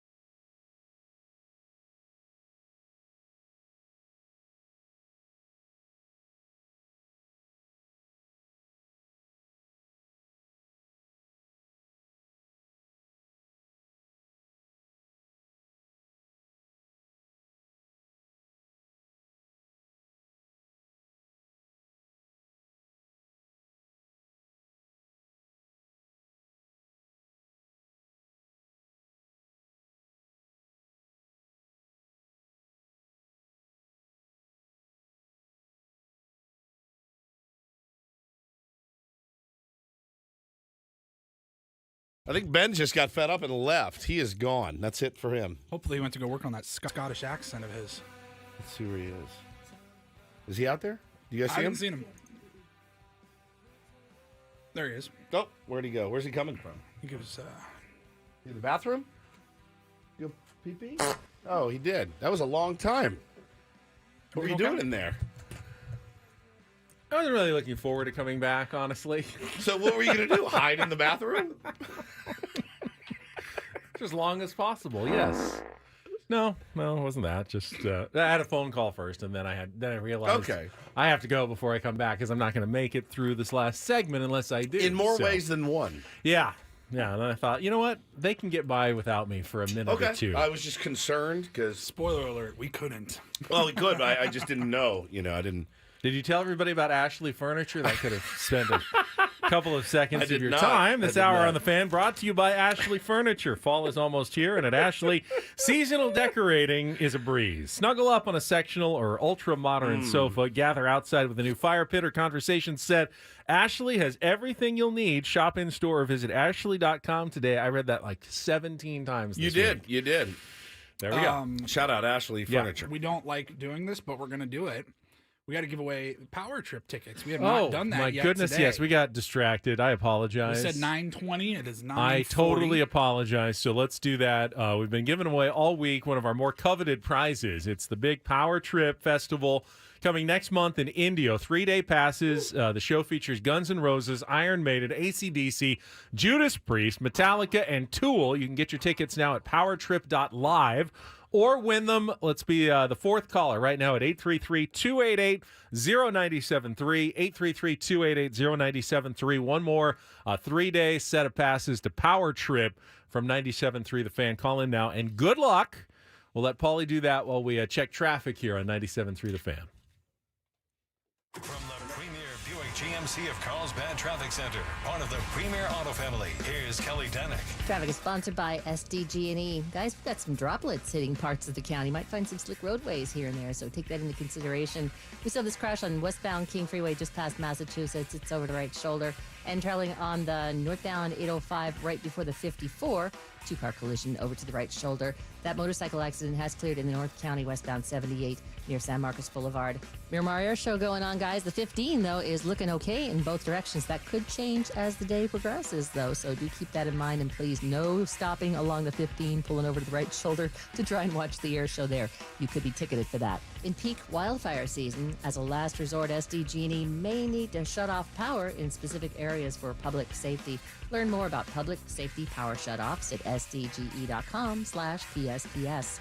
I'm Kelly Danick with Ben & Woods, San Diego's #1 sports station, 97.3 The Fan. So I've always wanted to do this. You used to be an FM DJ. Yeah. And on the FM stations, when they do contests, you always you record the call, you pick up and hey, congratulations, you're caller number 4. You just won. And then people get excited.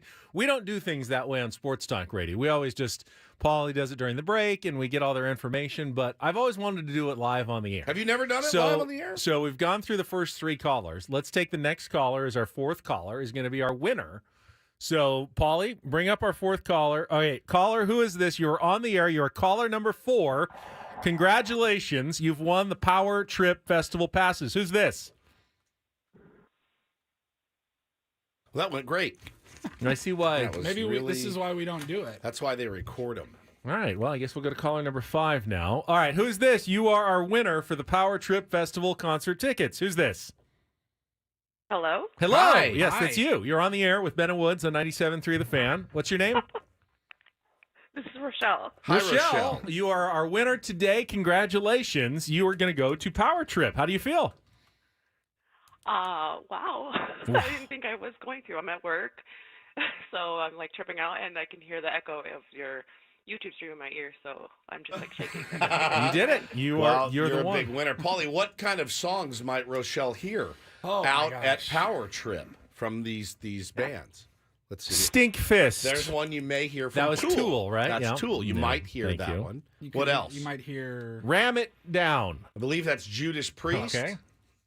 Hard as a rock. I think that's AC/DC. Okay, good. You might hear that as well. Sounds like she's going to have a Rochelle. phenomenal time at Big Power Bottom. Crew. Big Bottom you won't hear. That's their Spinal fake. Tap. That was fake. Yeah. That was not real. We What played else? the real or What fake else might- yesterday. Okay. All right. Well, Rochelle, thank you for calling in from work. Thank you for watching on our YouTube stream. Now, go back on hold. Paulie will, at some point, get your information. You can do it now. It's fine. You can do it. Just give everybody speak your phone quietly, number and your Paulie. address, please. Live Social on the air. security Social number. Security. We'll need a Visa card just to hold it for you. Can I PD you a little bit there? Yeah. All right. Go ahead. I've never done this before. I need advice. So next time we do this, do less. Just relax a little bit. Okay. You're like, who's this? Who's this? Hello? Hello? Who are you? What's your name? You win. Give me a reaction. What's your favorite color? Just let the game come to you a little bit. Okay? Just here, 97.3 The Fan. Who's this? That's it. That's it. done. That's all you got to do. Hello? Hi. Hey. Are you there? You're there. Are you there? Who are you? Do you want to go? You're a winner.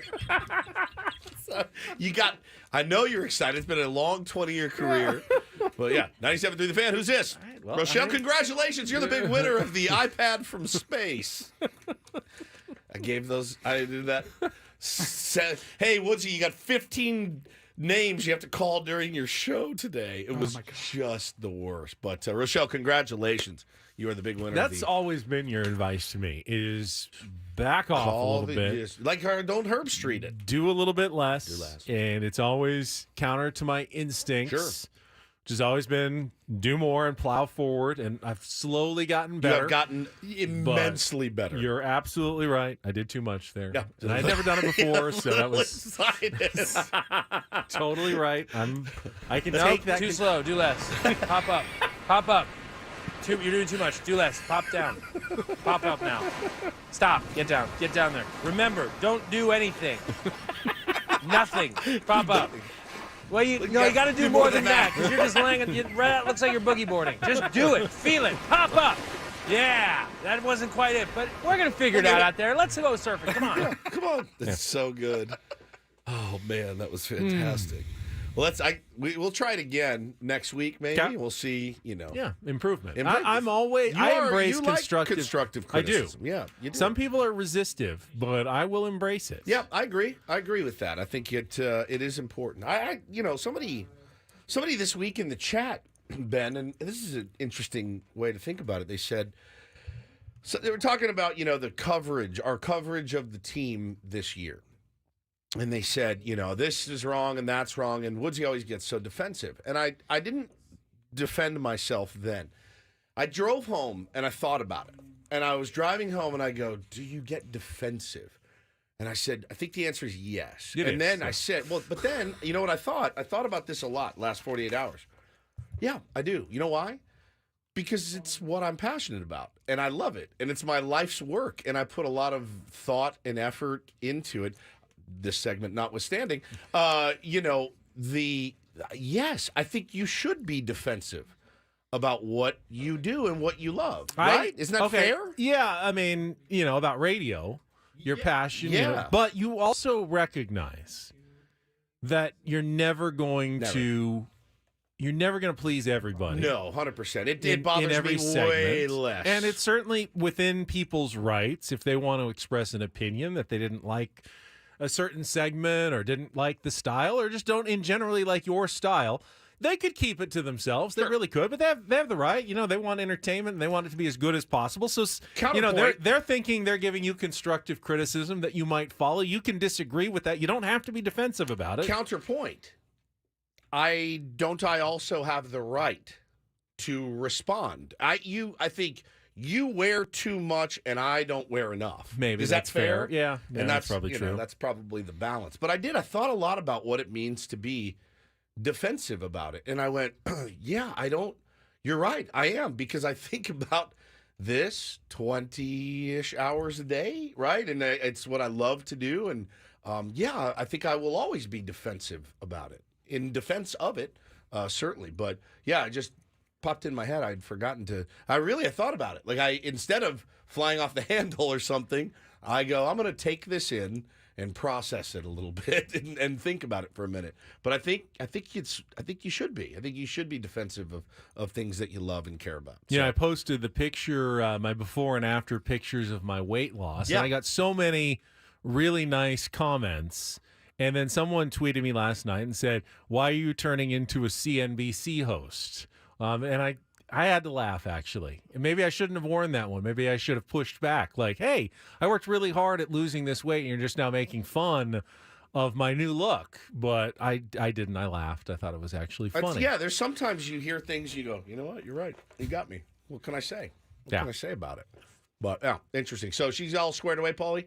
All good. All right, that's excellent, man. On She was her way to Power Trip. so excited. I feel bad for the guy that called and couldn't hear him. I mean, I could hear like the from his phone. I mean, Well, that's that's part of Ben trying too much. Yeah. He was, hello. Hello, are you there? Hey, Hey, where buddy. you at? Hello. What's your hello, name? Hello. Are you ready to there? go? Hello. Yeah.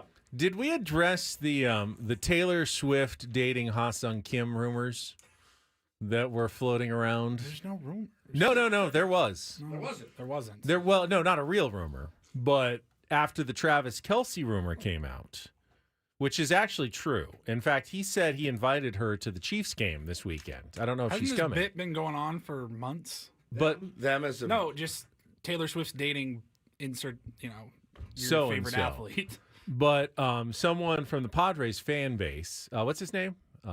Al Scott. Yeah. He tweeted jokingly, but without the sarcasm font that we, don't have on Twitter, that, oh yeah, it's been reported that Taylor Swift is dating Ha-Sung Kim. Well, apparently in Korea that started going viral, and people thought that it was actually true that Ha-Sung Kim and Taylor Swift were potentially a romantic item. Greatest thing that We ever actually did. We actually made that our fact or fiction segment on Channel 10 last night. saw I was that. surprised. I didn't realize that. I looked up and I go, "Is that a tweet about Ha-Sung Kim and Taylor Swift that we are debunking on the news right now? Did someone actually think that they were dating?" Yes, apparently a large segment of Korea. Actually, because of this one tweet, which was totally tongue-in-cheek, and I understood that. Yeah. I may have even seen it at the time. But you have to be careful about sometimes, I guess, what you tweet on social media, because you don't know who knows you're kidding and who doesn't know you're kidding. Yeah, just ask the Colorado Rockies. Ben, do you guys? I think that Ha-Sung Kim could do better, and I think Taylor could do worse. Now the Taylor Swift people are going to go after you. It's fine. I mean, and they're an army. Swifties? Yeah. I think he could do. I mean, he's busy. He's got a busy schedule. She's on She's tour the a most lot. popular, Most popular. biggest figure on the planet, probably. She sent one tweet and got 50,000 people to register to vote this week. I mean, in a blink that of an amount eye. of power should not necessarily be concentrated in one person. It's crazy. Seems like she's a decent person, but I mean, if she decided to use her power for evil, how quickly could she just take over the country? Pretty quickly. Like, all as right, we've seen. We're going to overthrow the government now, Swifties. Yeah. It's time to go. Let's go. They just go. Yeah. They just do it for her. Yeah. If she asked, I think they would.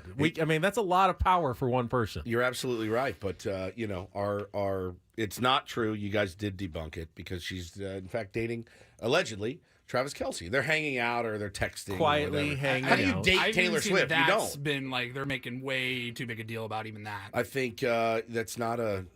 I don't think you can be in a relationship and have that kind of life. I just don't think it's feasible. So I've never understood. I honestly never understood a lot of young musicians or athletes doing it. That's It's not just fair. They're still real people. No, I get they it. should be allowed to have No real one's- lives. They absolutely are allowed. I'm not putting you can't do it. I'm just saying it would be very, very challenging. Very challenging. It's hard enough getting off the air at 10 a.m. You know what I mean? To make time for all the things you need to do, much less being on tour, being on the road. Oh, yeah, for 81 sure. games, Yeah, the travel that goes along Brutal. with all of that. I mean, being brutal. a professional athlete, very much the same. So, 100%. how they would ever coordinate the schedules to have an authentic relationship Sure. would be very, very difficult. Very, very tough. Paulie, do we have flubs? Or we out We of do time? have some flubs. All right, let's flub it up. Outstanding. Thank goodness gracious. Please get to them quickly. And of course, San Diego State taking on number 14 Utah Ring it. All right, we'll play this audio for Oh, you. guys.